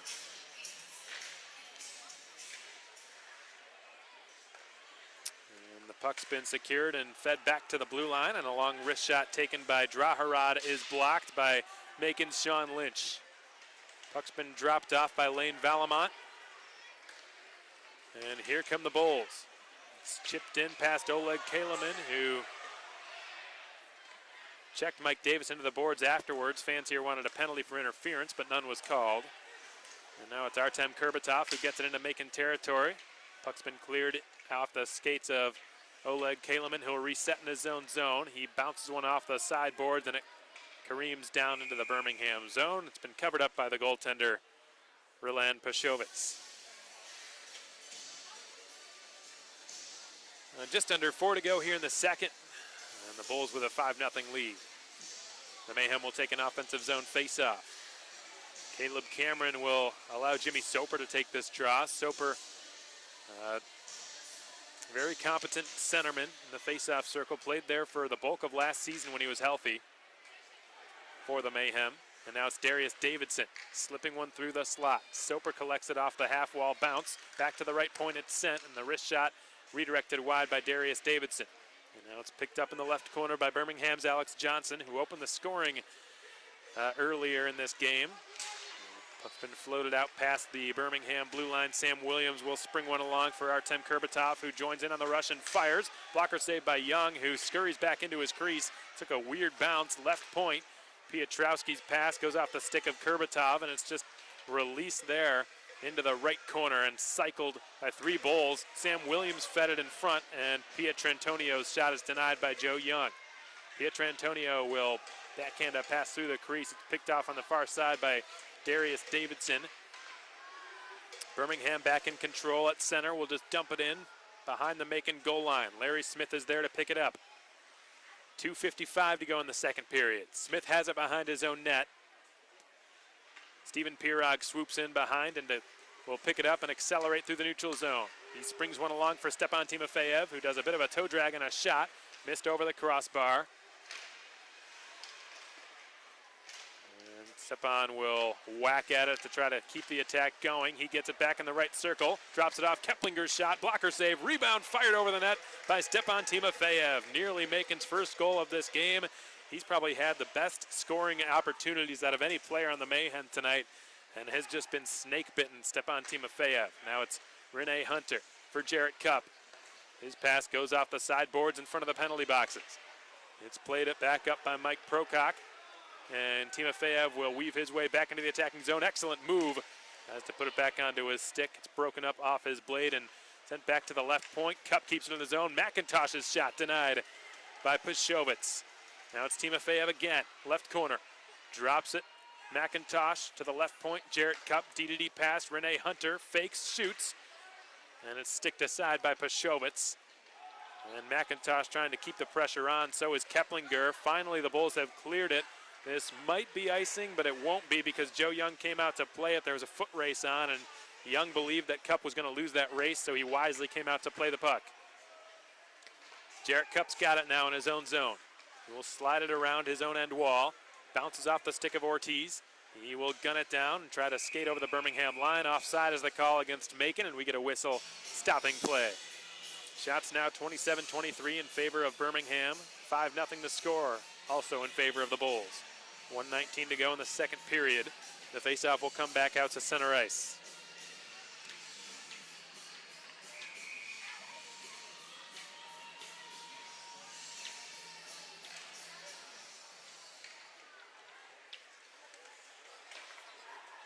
Draharad with a D-to-D pass. Good check by Jimmy Soper, or rather Oleg Kaleman in the neutral zone. Soper cuts in with the puck and leaves it for Cameron, who pulls the trigger. A shoulder save was made by Pashowitz to steer the puck up over the crossbar, but it stayed in play. And now Nick Minerva skates back to go get it in his own zone with his head up. Will lead the rush into the Birmingham end. And his shot was blocked as soon as he entered the zone by J.M. Pietrowski. Oleg Kaleman will rattle it in behind the Birmingham cage. Kaleman begins the forecheck, wins the puck. It's fired on net from an impossible angle and patted aside by the netminder Pashowitz. Fluttering puck kept in the zone by Sean Lynch, who settles it down and dishes it to Marcus Ortiz. Ortiz turns and fires. Ricochets wide of the goal. Collected in the far corner. 23 seconds to go. It's been cleared out of play, and we get a whistle. There will be an offensive zone faceoff coming up for Macon as a result.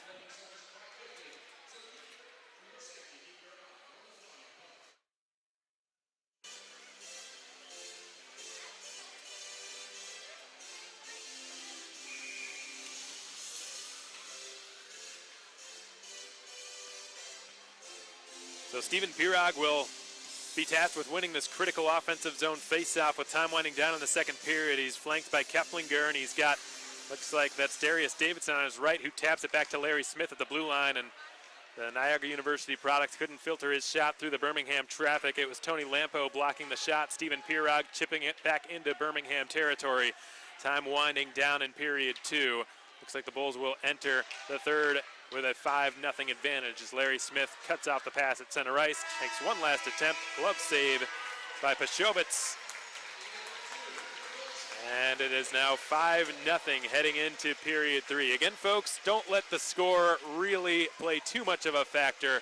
It is the preseason. Winning this game, I don't want to say it doesn't matter, but it's fairly inconsequential in the grand scheme of things. The whole purpose of this game is to feel out your team and to sort of build the best roster you can.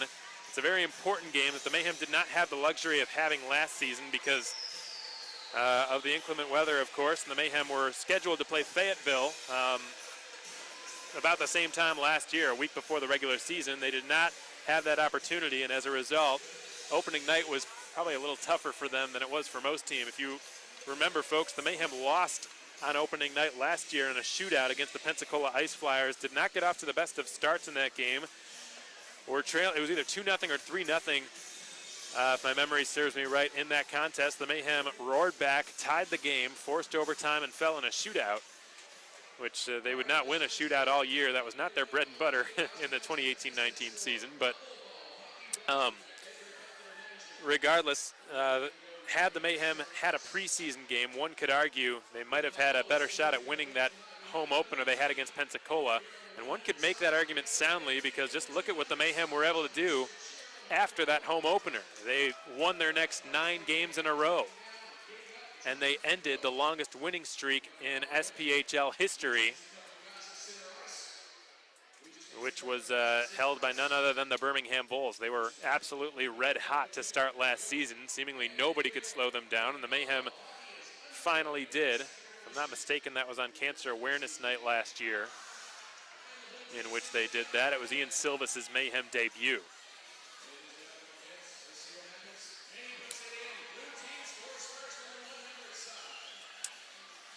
But anyways, long story short, the final score of this game is very secondary compared to what Coach Thomas, Coach Michael, and tonight Coach Sumalides are able to gather from this team and figure out what works, what doesn't work, and piece together a roster for home opening night 1 week from yesterday. Get your tickets now, folks, if you don't have them already. I know our director of ticketing back in Macon, Tyler Layfield, very excited. There's a good amount of tickets pre-purchased for opening night, which typically we've got a pretty big walk-up crowd by comparison to the folks who buy their tickets in advance. So we're excited for it. The players even more so, I think. They cannot wait for the home opener next Friday.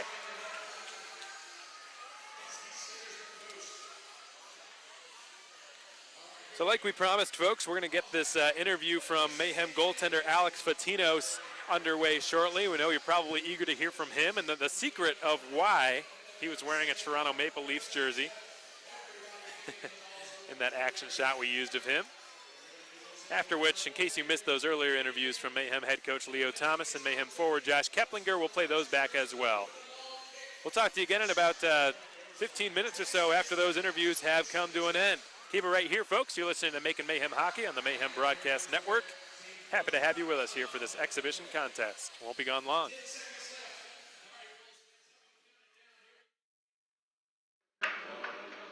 Okay, welcome back, folks. Again, thanks so much for joining us tonight on the Mayhem Broadcast Network on YouTube. We're so glad to have you with us for our first broadcast of the 2019-20 season. Alex Von Coydel, the voice of your Mayhem, with you as always, and I had the chance to catch up with one of the newest editions of the Making Mayhem, goaltender Alex Patinos. Alex, first off, appreciate your time and thanks for being here.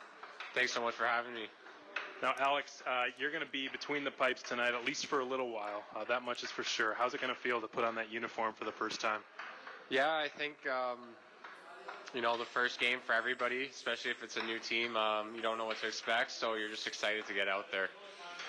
Yeah, definitely, and you've had the opportunity now over the past few days to get to know some of the guys in training camp. You've probably built up a little bit of a rapport with them over the past week or so. Some of the defensemen you'll be working with as well. What are some of your thoughts on playing behind them after getting to know them a little bit over the past few days? Yeah, I think it's been a really quick training camp, so I think, even only after a week, we're still going to have some cobwebs that we're going to have to shake out, and I think that's the benefit of an exhibition game is that you get to test the waters and make some mistakes that you wouldn't want to make during this season and get that out of the way, get more comfortable. Definitely, and that's kind of the whole purpose of tonight, right? I mean, last season we didn't have the luxury of having a preseason game because of the hurricane, so we're definitely thankful that this year will be different. We'll have this opportunity tonight. Now, Alex, some of our fans were curious about this, I know. In the action shot we used of you when you signed here in Macon, you were wearing a Toronto Maple Leafs jersey. Now, I know the reason for that now, but if you would just sort of explain that to our listeners here. Yeah, so last year it was kind of a freak thing, but while I was at school, my coach got a phone call asking if I could go out and practice with the Leafs. They were in, dire needs of a goalie. They were just at the end of a road trip, and of course I jumped on it as fast as I could. I thought it would only be a one-time thing, and of course, even if it was just a one-time thing, I was over the moon. But it ended up being for a good portion of the season, so I got to experience a little bit of the life of being a pro, and it was completely surreal. And you got to meet a lot of those guys, right? Coaches, players, etc. Yeah, I got to know everybody on the team and all the coaches and the staff, and I was lucky as well that it's such a world-class organization, right? It doesn't get too much better, and as a hometown kid, it was a dream come true. Oh, I can only imagine. I don't think you probably put up too much of a fight when they asked to bring you on board, that's for sure. So, Alex, this is going to be your first pro season after 3 years at university. Why Macon? I think I looked back and I saw that Macon's a winning city and definitely always one of the more competitive clubs in the league. And so that's always something that as an athlete you want to be a part of is a winning team, and as soon as you're on a winning team, it makes your game better as well, right? And at the end of the day, it's a team sport, and we all just want to win. Definitely, and certainly a strong legacy at the goaltender position as well. Jordan Ruby and Bardis before him. There's a lot of good goalies have come through Macon and have gone on to the ECHL and so forth. Alex, one last question I have for you, and then I'll let you get going. We've got opening night next Friday. What have the vets been kind of telling you about what it's like playing in front of those fans? Everybody here has just been singing the fans' praises. I think in this league, they said that Macon has probably the top team for fans. So I'm really excited to see what the home opener is going to be like and how noisy the fans get for myself. Yeah, well, we can't wait. It does not take much to get that place loud. I mean, last year, I'd say probably in the second half on Saturdays, when it was 2,000, 2,500, 3,000, the place sounded twice as full as that. So we definitely look forward to it, but we don't want to overlook tonight. And Alex, I know goaltenders, they're known for the superstition, so I won't hold you any longer. I'll let you get at it, and thanks for your time. Appreciate it. No, thanks so much for having me. That's Alex Patino. He'll be wearing the number 1 in between the pipes tonight for the Macon Mayhem. This has been your second intermission report. We'll be back in just a moment with your out-of-town scoreboard update and more right after this. Keep it right here, folks.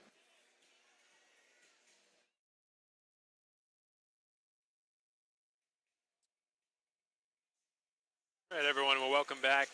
Now you know, Alex Patinos was called up as an emergency practice goaltender for the Toronto Maple Leafs.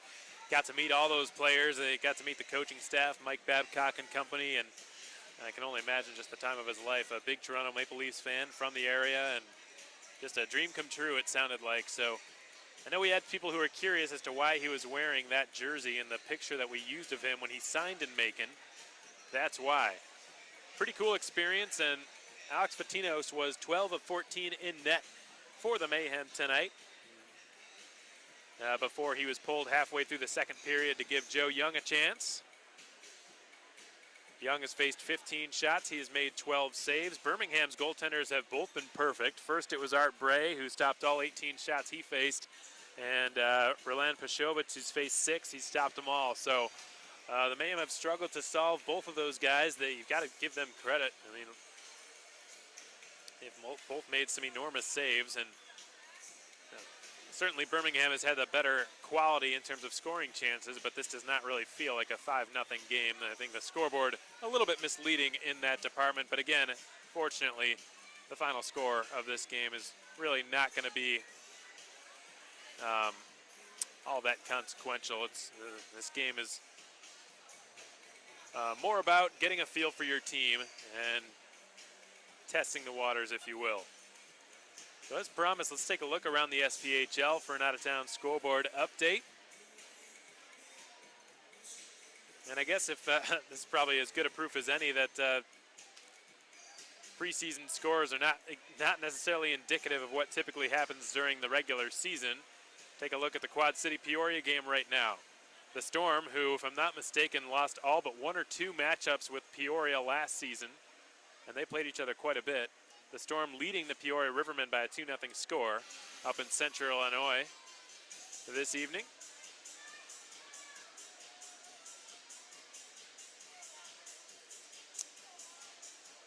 All but a pair of teams playing tonight in the last weekend before the regular season kicks off. Huntsville with a 6-3 victory over the Knoxville Ice Bears. And Fayetteville Roanoke, looks like they might be having some issues with the point streak updating because it's scheduled to start at 6 p.m. Eastern time, but there have been no scoreboard updates. Last night, there were a pair of games that happened. Birmingham hosted Pensacola in this building, of course, and then they fell by a 4-2 final to the Ice Flyers, and Knoxville hosted Huntsville, beat them by a 5-4 final. Could be another advantage that Birmingham's got over Macon, folks, the fact that they were just here yesterday and had a warm-up game before this game. Jamie Hicks he already had a preseason game to sort of feel his team out and figure out who to put where and whatnot. And probably got a very good pulse on his team by now. And Leo Thomas has not had nearly as much time to figure it out.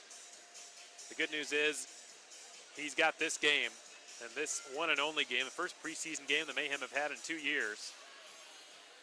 Because remember, last season, due to the hurricane, the Mayhem and the Fayetteville Marksman exhibition game was canceled. resulting in the Mayhem sort of going into the regular season cold. And it was pretty evident in the first couple of periods against Pensacola. It's tough when you haven't played in an actual game setting for an entire summer. In this league, that's about 6 months. It's not easy.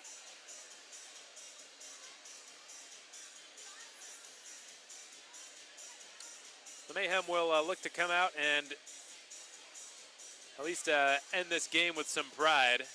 Go back home to Macon with a good taste in their mouths, heading into the first regular season game, the home opener, next Friday night. Got about 6 minutes or so to spare, so in case you missed that Josh Keplinger interview, folks, we're just going to play that back for you real quick, and then we'll be back to bring you third period action here at the Pelham Civic Complex. Till then, keep it right here on the Mayhem Broadcast Network. All right, folks, welcome back, and thanks again for joining us tonight on the Mayhem Broadcast Network on YouTube. Alex Von Coitel, happy to have you with us. And I had the privilege of being joined by returning Mayhem forward Josh Keplinger. Now, Josh, first off, it's great having you back. How does it feel for you to be back in Macon? It's awesome. It's an honor for me to be back here, and I'm really excited to get the season going. What have been some of your first impressions and first thoughts on training camp over the past few days here? They've been good. I think training camp's a time where you try to develop chemistry with everybody and kind of build your culture and get everybody going in the same direction. And I feel like we have a really good group this year, and all the guys are buying in, and I think we're ready for the season to start. That's right, and you weren't here at the start of last season, but we unfortunately couldn't do a preseason game, which, I don't know, in my opinion, is a huge omission from the schedule when you're trying to build that chemistry, like you said, and get everybody on the same page here. So this is a very important night, and we look forward to it. Now, Josh, we're playing Birmingham. You scored your first pro goal against this team back in February, and you did it against Maverick Parks, who's a goaltender that you grew up watching in Saginaw. He's now retired. How do you think that impacts this Bulls squad? I can't say it does very much because that was last year, and I think it was in February, so there wasn't a whole lot on the line at the time. But no, it was good. It was good to get the first one out of the way for sure. And coming against a good team like Birmingham, I think they were in the championship final last year and lost to Huntsville, so they're always a good team. And so we're excited to play them in the preseason and kind of gauge where we're at with a good team like them. So. Yeah, definitely. And they've got a lot of competition for the goaltender position now without Maverick here. They've got 4 netminders on their roster who are vying for 2 spots. And if I'm not mistaken, we'll see the 2 who did not go last night against Pensacola will go tonight. Josh, you proved last season that you can be an elite goal scorer. Unfortunately, you had to head back home before the playoffs started to finish up school, but you've now graduated, you finished your degree, and you got a taste of pro hockey. What were some of the most important things you learned while you were here that you think will help you prepare for a full season? Yeah, I think the main thing is how you approach the game at this level, and the schedule. There's a lot more games in the pro game versus coming from college where you're only playing, for 4 months out of the year and 25 game schedule. So I think keeping your body healthy and knowing how to prepare for games and practices and staying on top of that is huge. So. That's right. I think it was Jarrett Cupp last season who I was talking to who said that playing, D3 at Curry College was one thing, and then playing a 56-game season and keeping your body prepared for that night in and night out is something entirely different. He's somebody who actually broke a franchise record, 55 games played as a defenseman. It was the first time that had happened in Mayhem history. Fun fact from Jarrett Cupp. So last question I have for you, Josh, and I'll let you get going. We're back in town next Friday and Saturday for opening weekend. You got a pretty good sense, I'd say, last season on one of our fullest nights, Pucks and Paws night, of what that crowd can be like to play in front of. How excited are you to get back in front of those fans again? Yeah, we're fired up. All the guys are really excited. We know that opening night's a big night, especially for the season, and just being in that atmosphere and, being in the Centerplex with, over 3,000 fans is a crazy feeling, and it's unbelievable to play in front of that many people, and we're really excited for next weekend. So. Sounds good, Josh. Well, so are the fans. I can tell you that much. 6 months without hockey is far too many. We look forward to getting back to it, and I'll let you get back to it as well. Thanks for your time. Awesome. Thanks for having me.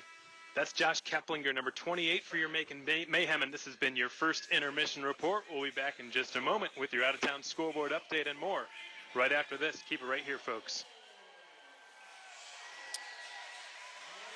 All right, well, that does it for our interviews tonight, folks. That was a pre-recorded at first intermission interview from Josh Keplinger. We're actually on the onset of period 3. Just wanted to play that back in case anybody missed it. Had the chance to interview Leo, Josh, and Alex Patino, the netminder who started tonight's game for Macon. He will not finish it, however, as Joe Young has taken over in between the pipes for Leo Thomas and the Macon Mayhem. 5-0 the score, which the scoreboard is, of course, secondary when it really comes down to it. The more important thing tonight is that Leo Thomas figures out what will work and what will not work heading into the regular season next Friday night. Shots 26-24, so pretty narrow lead in that department in favor of Birmingham, but the scoreboard itself a lot more lopsided.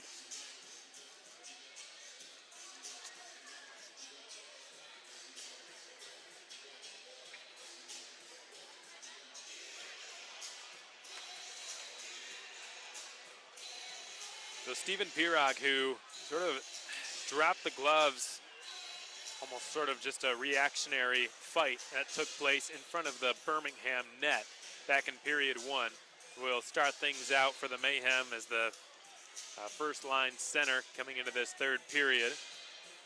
He and Darius Davidson and Jimmy Soper made up Macon's top line to start this game. And it looks like the same 5 skaters who started this game will start this third period for the Mayhem. And Pirog's scrap certainly lit a fire under the Mayhem, who would go on to register 6 unanswered shots on goal before and after that happened. He's somebody who will certainly be a leader for this team going forward this season. The puck drops, the Bulls win the draw, and we are back underway. Circling back with it in his own zone is Alex Johnson, who opened the scoring this evening. He will relay the pass up the boards, and it's sent across the ice by Josh LaFrance, and it's overskated on the far side and dropped into the Birmingham slot, recovered near the point by Larry Smith. Twisting and clearing it will be Connor Piper, also with a goal to his credit this evening. Now it's brought down the left side by LaFrance and given back to Artem Kurbatov, who will skate in behind the Macon net. A wraparound attempt is snuffed out by Joe Young, who denies Connor Piper his second goal of this game. 31 seconds in, we get our first whistle of the third period. We hope you've enjoyed the broadcast up till this point, folks. I know that some people were disappointed there was no SPHL live stream, and it's regrettable that's the case, but we're glad to do this audio-only stream for you. It's a service we've really grown to enjoy providing. Especially last season towards the end in the playoffs. That was a lot of fun, that trip up to Knoxville. Well, here's a neutral zone pass for Austin Doe, who's got a pair of points tonight, a goal and an assist. Sean Lynch scoops it up. The Utica College standout will roll it up the half wall, held in the zone and flung wide of the net. Now it's one-handed along by Jarrett Cupp, speared further by Marcus Ortiz. Cupp gets it back, floats a backhander over the stick of Sean Lynch, who goes tumbling down. Wants a penalty called against Birmingham, or certainly somebody on the Macon bench does, but nothing will be called. And now receiving the outlet pass for Birmingham, Austin Doe, dropped off J.M. Pietrowski, left it off, they score. Pietrowski got his own rebound, and Joe Young couldn't hold it in his glove. Birmingham has gone up by 6. And it's a touchdown for the Bulls. They're up 6-0. Pietrowski with his second goal of the night.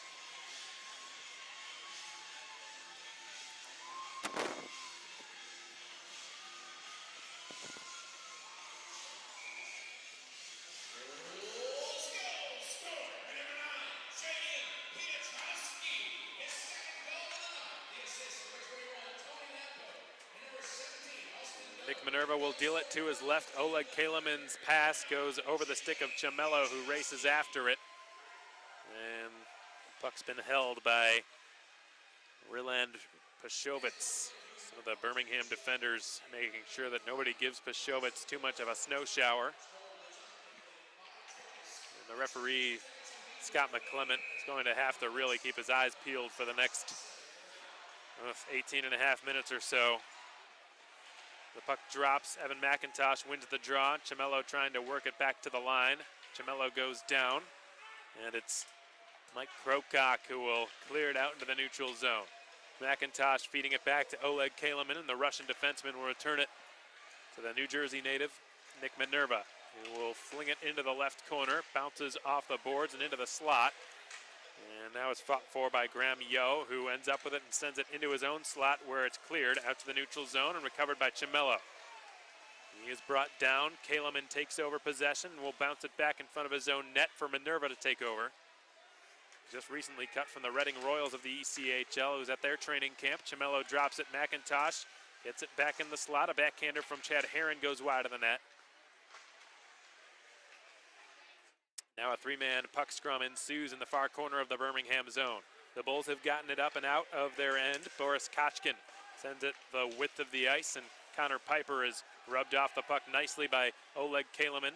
Piper goes down. Minerva with a long stretch pass. Beautiful pass on the tape of Keplinger, who shoots it wide of the left post.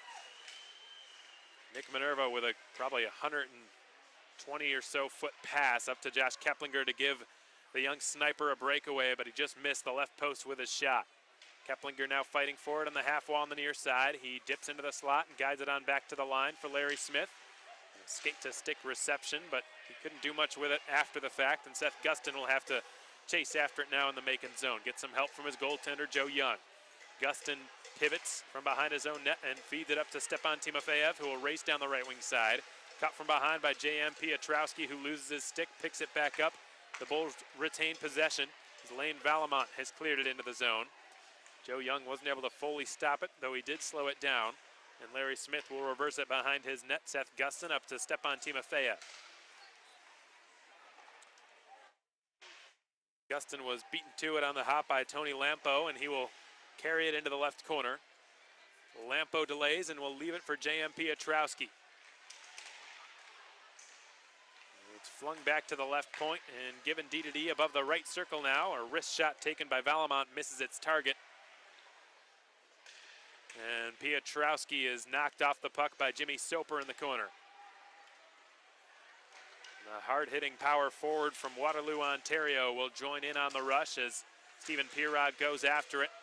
Soper will allow it to go back to the point for Jarrett Cupp, whose wrist shot is blocked. Pirog, without his stick, will skate back to the Macon bench.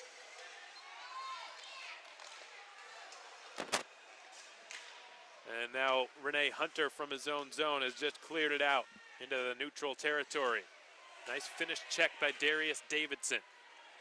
Here come the Bulls the other way. It's brought down the left side by Alex Johnson. He will put it in behind the Macon net. Jarrett Cupp rims it around the boards.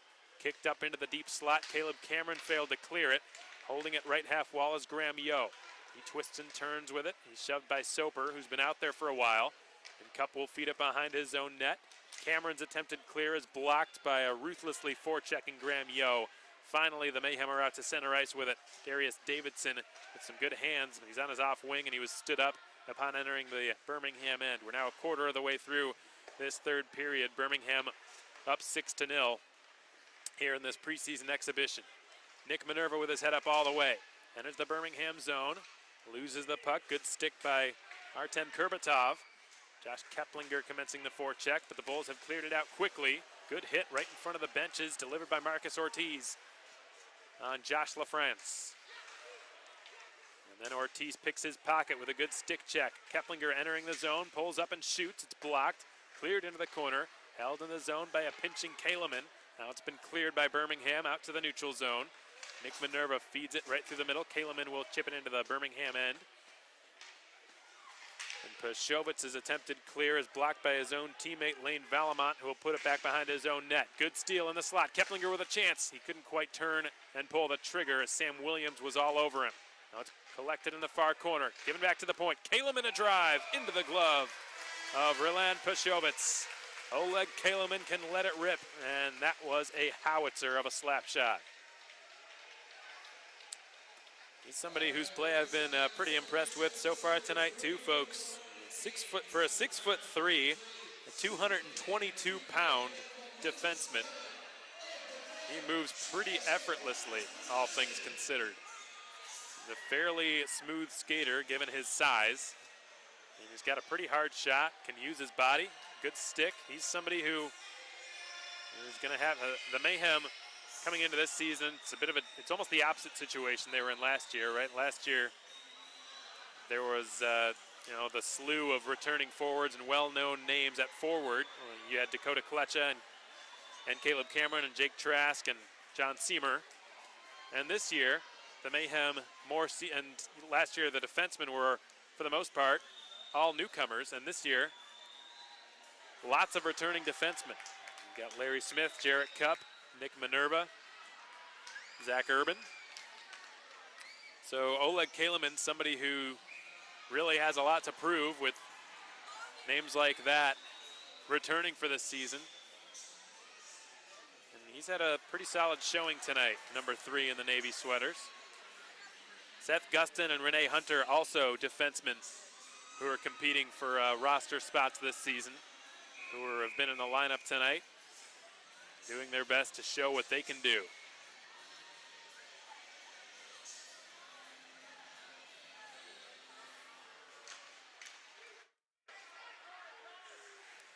Now the puck is dropped, and it's behind the Birmingham cage in the possession of Carol Draharad, who has cleared it out to center ice, and in comes Connor Piper down the right side. He sails a shot over the blocker of Joe Young, and the puck ricochets out to the neutral zone. Chimello turns on the Jets, but he can't get to it before Draharad did.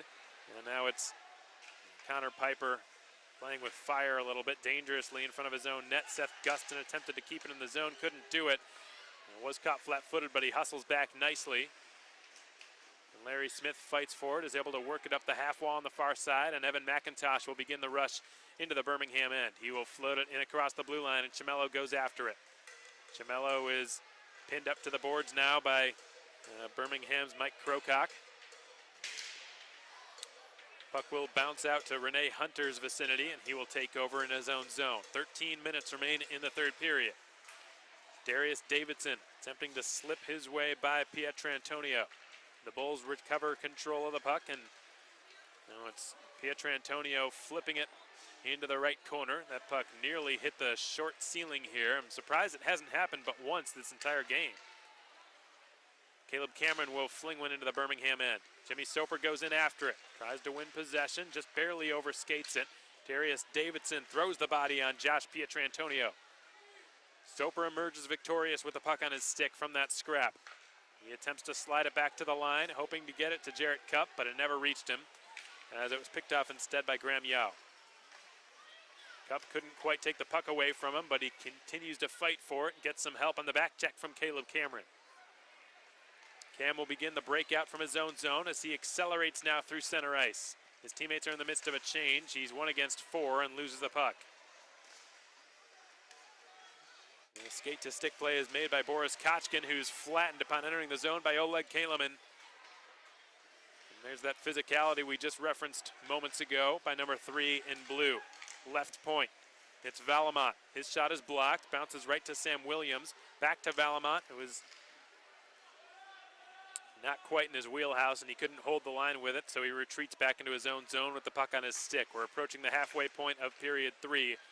Birmingham up by 6. 6-0 the score here at the Pelham Civic Complex. And it's played in the right corner by the Bulls' Connor Piper. A long slap shot from the point goes wide. And Stepan Timofeyev in digging for it. He gets some help and gets the outlet pass now. A 3-on-3 ensues. Timofeyev pumps it in across the Birmingham blue line, and it's fed around the end wall. Timofeyev will cut it off. He's got Larry Smith behind him. Decides to drive in and attempt a fancy centering pass for Josh Keplinger. It was broken up. Keplinger stays on it. He will slide it back to the point. Larry Smith, slap shot, pad save. It's made by Pashovitz. Evan McIntosh fighting hard for it. He's done that all night. Larry Smith's long point shot a second time. It gets through the traffic, but a second time it was stopped. Seth Gustin chases it down. He's got J.M. Pietrowski right behind him. Larry Smith eludes Pietrowski's forecheck, but his pass is picked off. Ooh, nice read by Tony Lampo. He will drop it back to the point, and the slap shot was blocked. Coming from Draharad. Seth Gustin fighting for possession behind the Macon goal. It slipped back to Draharad, who tees up a slap shot, and a pad save is made by Joe Young. The puck is flung out of the defensive zone by the Mayhem, and Chimello guns in after it. Tell you what, folks, Chamello looks quite a bit faster than he did last season. He's really seemingly worked on his skating quite a bit over the course of the offseason. Chad Herron near the red line will slide it back to Jarrett Cup. Artem Kurbatov is on his right. Cup's got it behind his own net and will allow Ortiz to pass through. Ortiz collects the puck on his sweep. He will gain the red line, then the blue line, then dump it in. It bounces off the corner boards right into the breadbasket of Pashobitz. He will hang on to it. 9:39 to go in the third period. 6-0 Birmingham the score. 31-27 the shots on goal in favor of the Bulls. We're going to head to our second media timeout of this third period. While we've got a second, let's look around the SPHL for some out-of-town scores. And pretty much everybody going tonight except for a couple of teams. Huntsville defeated Knoxville earlier today by a 6-3 score. A couple hours north of here. And Peoria still trailing. The most recent update on point streak shows Quad City with a 2-0 lead, which is what they had when the third period started. And the Storm having managed to hold on to that lead. Still no updates coming out of the Crown Coliseum in Fayetteville tonight.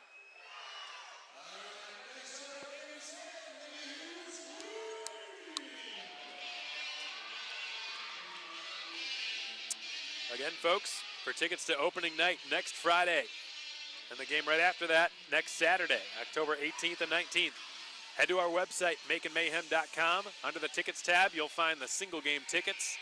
That's the best way to do it. All the links to Ticketmaster are posted on that page. For questions about how to get your tickets, feel free to give our office a call Monday through Friday, 9 to 5 at 478-803-1592. The Bulls won the draw, but cleared the puck directly out of play, resulting in another offensive zone face-off for Macon.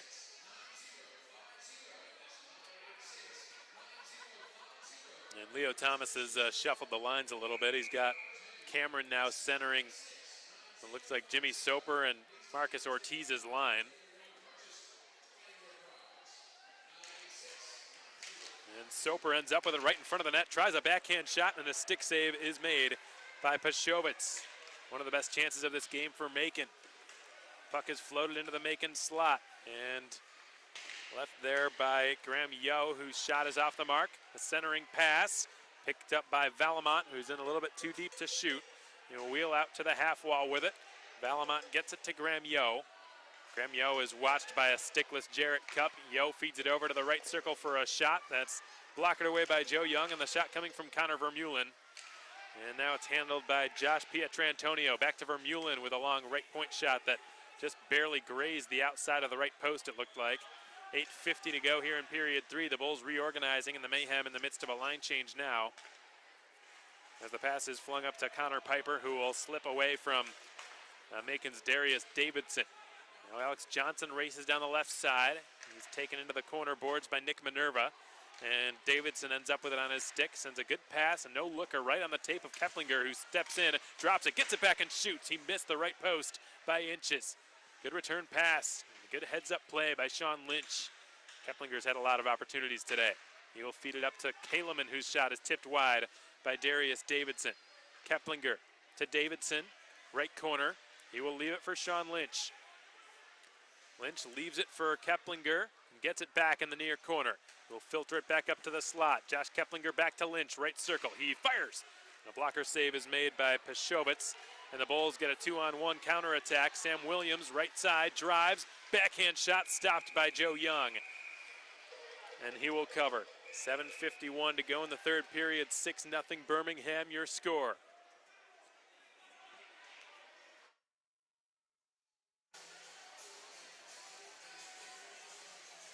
Good job done by Joe Young in that situation. Made the save with his glove and slammed the 5-hole shut to prevent any sort of rebound or to prevent the puck from trickling through his equipment. And Birmingham will get an offensive zone face-off. Somebody who's logged a lot of ice time tonight, J.M. Pietrowski's also got a pair of goals. Had one yesterday as well. He's one of Jamie Hicks's Most highly touted newcomers, I would say. Number 9 for Birmingham. So Larry Smith has his stick wrapped up. Seth Gustin goes behind his own net to play it. The ex-Carolina Thunderbird will find Evan McIntosh on the right wing side. He splits one up the ice for Cimello, who heads to the front of the net. Nearly received the pass. He had his stick tied up, and the goaltender, Roland Pushovitz, will just hang on to it and get a whistle. At this point, Pushovitz he wants to play for the shutout, just like the guy before him, Art Bray, stopped all 18 of the shots Macon sent his way.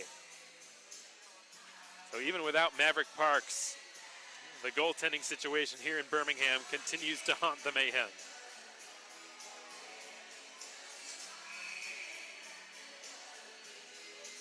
So Evan McIntosh will take the offensive zone draw, but the Bulls have won it. Lane Valamont throws it up to the neutral zone, and Boris Kochkin will drive it wide on Seth Gustin. He takes it in behind the net. Larry Smith pried it off his stick. Graham Yo's got it. He will try to slide it to the point. Chad Herron intercepted it, fed it down the left boards. Cimello will race in after it and beat out Kurbatov to the puck. It's fired around the end wall in the Birmingham zone, and McIntosh couldn't quite seal the boards in time. The puck just wedged past him. Now the Bulls enter the Macon zone. A long wrist shot from the right point is easily denied by Joe Young. It's taken over by Rene Hunter in his own zone. And the pass from Jarrett Cupp just missed the stick of Evan McIntosh, who begins the forecheck now. McIntosh steals the puck, then centers one. A backhand shot is on. Save. Rebound. Second shot by Timofeyev goes wide of the net. Soper delivers a big hit, wins possession back. Timofeyev centers out front. Soper scores! Nice pass by Stepan Timofeyev, who has finally gotten on the scoreboard after being snake bitten multiple times earlier. Jimmy Soper finishing off the play. He's the one who won possession back in the left corner after fighting for the puck. Got it down to Timofeyev in behind the net, and he centered it. Soper was able to backhand a shot past the glove side of Roland Pushovitz, and the Mayhem get on the board with 6:22 to go in the third period. It only took them 30 shots on goal to get one past the goaltender.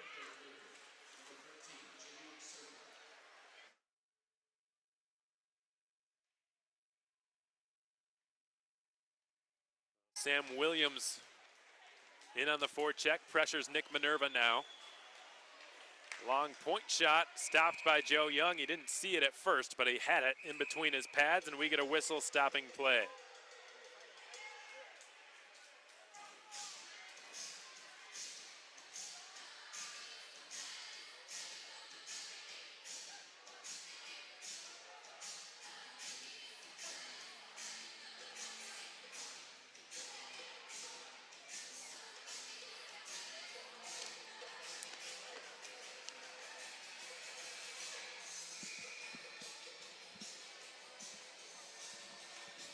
So there's going to be a face-off now to the right of Joe Young. And the Mayhem able to win the draw. Nick Minerva fighting for it against Sam Williams, who got into a scrap with Stephen Pirog earlier in this game. The shot pass is redirected wide of the net by Williams and collected on the far half wall. Spun into the corner on the far side. And Sean Lynch delivers a good check into Williams, who somehow manages to stay on the puck and cycle it down to Connor Piper. Dispossessed of it by Nick Minerva, who allows it to go through to get it to Josh Keplinger, who's closed off along the half wall. Keplinger fights for it, tries to pry the puck free from between a pair of Birmingham skates. Here come the Bulls, right side. The defenseman, Karel Draharad, leads the rush, and he hammers one wide of the left post. Oleg Kaleman takes over behind the Macon net. We're approaching the three-quarter mark of period 3. Centering pass. And the shot from J.M. Piotrowski was kicked away. Nice heads-up save made there by Joe Young. Evan McIntosh fights for it. He will send it behind his own net for Minerva to take over. Minerva's got Ortiz ahead. He decides to go for the more difficult pass, and it works out for him. Keplinger from a sharp angle had his shot denied by Roland Pushovitz. Keplinger gets it back. He fires. Pushovitz the save. Big juicy rebound there for Cimello, but it bounced over his stick. Keplinger now, right half wall, tons of time. He shoots, blocker save by Pushovitz, and the Bulls have cleared it. Here comes J.M. Pietrowski. Toe dragging a shot, missed the right post. Cimello will scoop up the rebound. A 2-on-3 develops for the Mayhem as Cimello gains the blue line, swivels his way above the left circle, sends it over. Nice pass. Soper's pass, however, was one too many as it was broken up, and the Bulls have cleared it. Now it's brought down the left wing side the other direction by Graham Yo. Yo in the corner is checked by Jimmy Soper. Josh Pietrantonio feeds it down the boards. Graham Yo attempting to filter one in front. Pietrantonio screening the netminder Joe Young. Good back check by Cimello to chisel the puck free. The Bulls still have it, but not for much longer. It's now taken over by Caleb Cameron with 3:50 to go in period 3. Cameron sent it off of Soper's shoulder. Gets it right back off the bounce. Tries to slip through 3 Birmingham Bulls. They were able to take it away from him. Cameron gets his stick in the passing lane nicely, breaks up the clearing attempt, but the Bulls get it back on the second effort and have cleared it this time as Sam Williams will lead the charge for Birmingham. Jarrett Cupp and Sam Williams fighting for it behind the Macon goal line. A high saucer pass batted down out of midair, no high stick. Darius Davidson puts a diagonal pass in the direction of Stepan Timofeyev.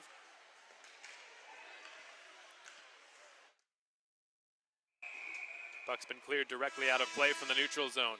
Boy, Timofeyev, folks, the FHL's Rookie of the Year last season, played the bulk of the year with the Elmira Enforcers, was a teammate of Michael Cimello's for some time while he was up there. Same with Sean Reynolds, who was, you might recall, part of the Mayhem last season. But he's somebody whose skill I've been pretty impressed by so far tonight. He's definitely got the hands, there's no doubt about that. And he's got the work ethic.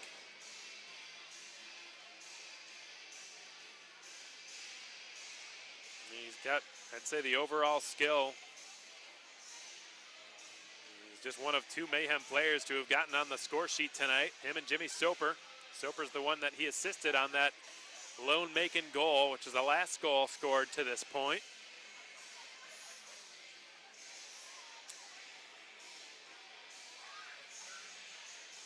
Without a doubt, Leo Thomas with some very difficult decisions he'll have to make over the next few days.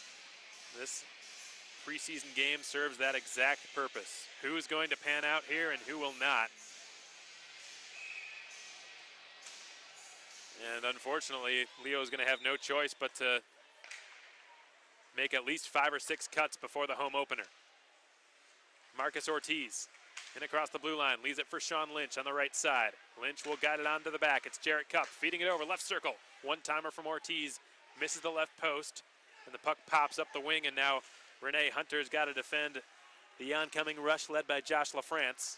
Jarrett Cupp covers ground, scoops up the puck, receives a hit, but got rid of the puck in time.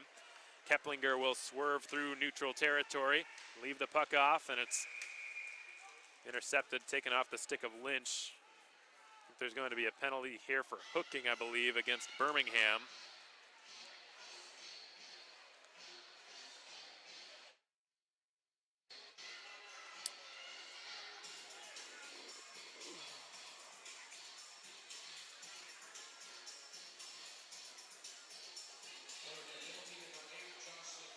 So it's Josh LaFrance given a 2-minute hooking minor.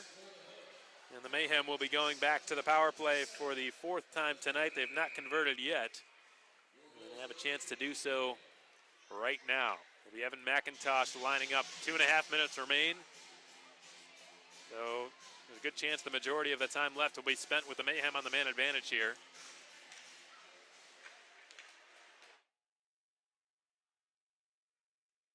Oleg Kaliman able to hold the puck alive at the point nicely and snaps a shot through traffic, but it's seen at the last moment by Roland Pashovitz. Chad Herron was setting up a nice screen right in front of him. It's Cimello, McIntosh, Herron, Kaliman, and Minerva on the ice for this man advantage for Macon. This Mayhem power play is brought to you by Wild Wings Cafe. Nice face-off win by McIntosh. Kaliman for Cimello on the right side above the circle. Cimello whacking at it. Will advance it as far as the bottom of the right corner. And Minerva steps in to win the puck back. Here's Michael Cimello stepping into the high slot and firing, and a save is made by Pashowitz. He's able to locate the rebound, and a quick whistle blows the play dead. Cimello might not be too happy about that whistle.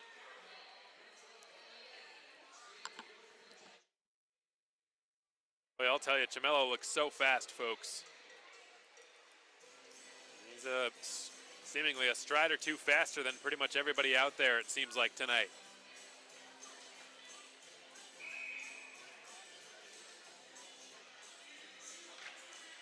McIntosh fighting in the face-off circle to win possession back, and it's Sam Williams who has it roll around to him. He has just cleared it down the length of the ice, and it's halted by Joe Young. He will leave it inside of his own trapezoid. Minerva, with pressure coming from behind by Connor Piper, is able to advance it up the left boards for Chad Herron. He slips one down into the left corner. Cimello will pop one towards Cimello. It goes over his glove, and it's been cleared past Keplinger and all the way down. We're in the final 100 seconds of play here. The Mayhem trailing at 6-1. We'll attempt to get one last tally on the board here before heading back home and preparing for the home opener next Friday night. Oleg Keplinger on the breakout. He mishandles the puck, but it's been cleared into the zone by Caleb Cameron and ultimately flung past Keplinger and all the way down. Young to leave it. Minerva halts behind his own net. Got multiple options to pass to. He decides to give it off to his left for Stepan Timofeyev, who will fire from a tough angle. And a butterfly save is made by Roland Pashowitz. And we get one more stoppage in play. 60 seconds to go, 28 of which remain on the Mayhem power play.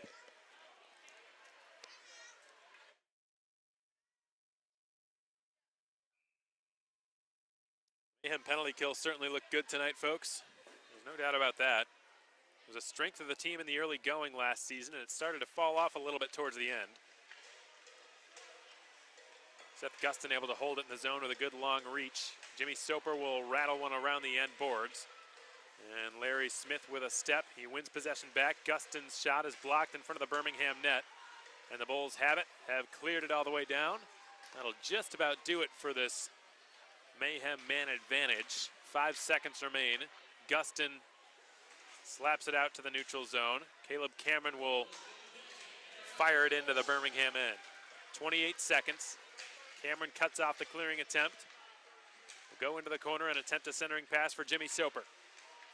Puck pops out in front dangerously on top of the crease. Timofeyev continues fighting for it and sends his man into the turnbuckle in behind the cage. And J.M. Pietrowski has it, and we get a whistle. Timofeyev's getting in the face of, looks like that's Connor Vermeulen down there, much taller player. And I think they're both going to go off. I mentioned it earlier, folks, never quite explained it, but Connor McClement's going to have a tough job to do here at the end of this game. Well, it's a preseason game after all, but it doesn't really matter if it's an exhibition contest, regular season, postseason. Hockey's hockey, and players, they're competitive.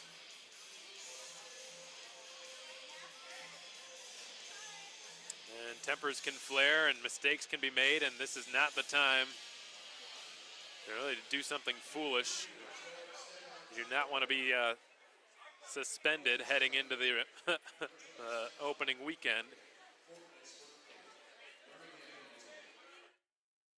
Sounds like it was 4 minutes for roughing, if I'm not mistaken. 4 minutes for roughing on both parties. So Stepan Timofeyev and Connor Vermeulen were both found guilty of that. Fortunately, it was not anything more. If you're assessed a major penalty in the last, if I'm not mistaken, if it's the last 5 minutes of a game, it's an automatic suspension. And the league may have changed that rule. I'd have to check the bylaws, but this is not the time to make a foolish mistake. So the teams are going to skate 4-on-4 for the next 11.2 seconds.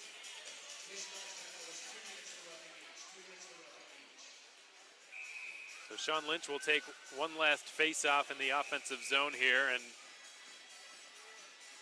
Roland Pashowitz is having a chat with Scott McClement. And McClement says they're good to go. They can drop the puck. Lynch will circle back to take the face-off. The linesman drops the puck. Play continues. And That will just about do it as the Bulls have cleared it down one last time. Icing being waved off. That's a wrap on this one. 6-1 the final, a commanding Birmingham victory tonight. Shots on goal almost exactly even, 36-35 in favor of Birmingham. Still the Macon bench looking pretty positive after this tilt, all skating back and congratulating one another on finishing their first preseason game in the last 2 years. Still getting to know one another, still building chemistry, building friendships, synergy, getting to know each other better, you name it. So it's a long journey, and it's a marathon, not a sprint. And tonight was just the first of what will be many games to come over the next 6 months.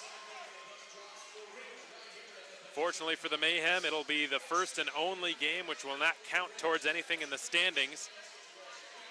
The main purpose, again, of tonight's game was for the players to be able to build some chemistry and to get some on-ice rapport with one another, but more than that, to give Leo and Coach Leo Thomas and Coach Ryan Michael the opportunity to gauge the talent before them and make some, what will inevitably be some difficult decisions over the next few days. I don't know that any cuts will necessarily be made this weekend, but today was pretty much, for a lot of players, probably their last chance. So I would imagine sooner rather than later, some decisions will have to be made. There will be another few days of training camp. For those of you interested in swinging by the Macon Centerplex and checking out training camp, you're more than welcome to do so.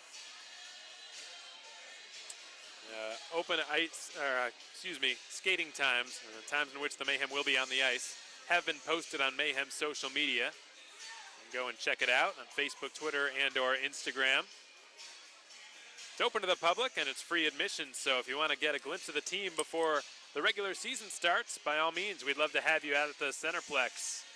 Also gives you a chance to get out of the heat, though it's just finally, it seems like, starting to cool off a little bit. So we're going to briefly recap this game for you one last time, folks, then we'll let you get going. I know it's been a long night, but we appreciate you tuning in. We've had a great audience tonight on YouTube. I've seen a lot of folks tuned in. I know there was no SPHL live feed, so we appreciate you sticking with us all the way till the very end, and we hope you learned a few things about the players tonight. Lots of new names for the Mayhem, and a lot of them really impressed me in different ways. I'll get into all that just a little bit before we sign off for the last time tonight. The game started with some pretty bad bus leg. 8:52 into the contest to Alex Johnson, the defenseman. Birmingham would score 5 times in the second period, 2 of which came on Bulls penalty kills. And then none of them, but he did get on the score sheet regardless with the primary assist on Jimmy Soper's goal. And speaking of new players, folks, Timofeyev is somebody who, in his own right, impressed me. The hands, the skill, and the work ethic. He's not a big player. He's listed here at 5'8", 165.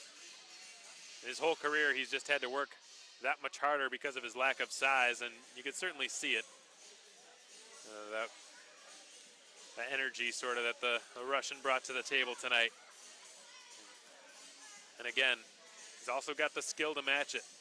He could be somebody that just keep a close eye on his status, folks, over the next few days, because he is one of the guys who is battling for a roster spot, trying to prove what he can do. He was the FHL's Rookie of the Year, but it's been well documented the difference in the level of play between the Federal Hockey League and the Southern Professional Hockey League. It is a substantial jump. And Timofeyev still with a lot of work to do to fully acclimate himself into this level, but I'd say tonight was a pretty good start for him. And some others on the newcomer front, Darius Davidson, a native of Surrey, British Columbia, former teammate of Nick Minerva's with the Surrey Eagles in the BCHL. He's got some smooth hands as well. Much more sizable, 6'1", 205 pounds, so he brings good size and good skill on that right wing side. Certainly somebody who needs to replace the likes of Jake Trask and Dakota Kletcha, two players who were mainstays on the right wing all season last year. Darius Davidson could be one of those guys to do it. Chad Herron, for the bulk of tonight's game, was with Chimello and McIntosh, and for times, folks, they looked dominant. McIntosh also undersized, but also with a pretty good work ethic, similar to Timofeyev. He got into a little bit of trouble early in the game with he just accidentally hooked somebody while his team was shorthanded, leaving the Mayhem in a precarious 5-on-3 PK, but the Mayhem were able to fight that off. McIntosh, again, the close friend of Jeff Sanders, native of San Jose, California. He's got dual British citizenship. He's got an interesting story. Born in 1987, he was the oldest player listed on the Mayhem roster tonight at 32 years of age. And he also impressed in his own right. So those are the new forwards I mentioned. And then on the defensive front, Seth Gustin, Renee Hunter, Oleg Kalemin, the new additions on defense. Gustin, I thought, a pretty solid two-way defenseman, native of Phoenix, Arizona. The 26-year-old, a Federal Hockey League champion last season with the Carolina Thunderbirds. Renee Hunter, big guy, big body, and skates pretty well considering. Listed at 6'1", 235. Seemed pretty poised and patient with the puck on his stick.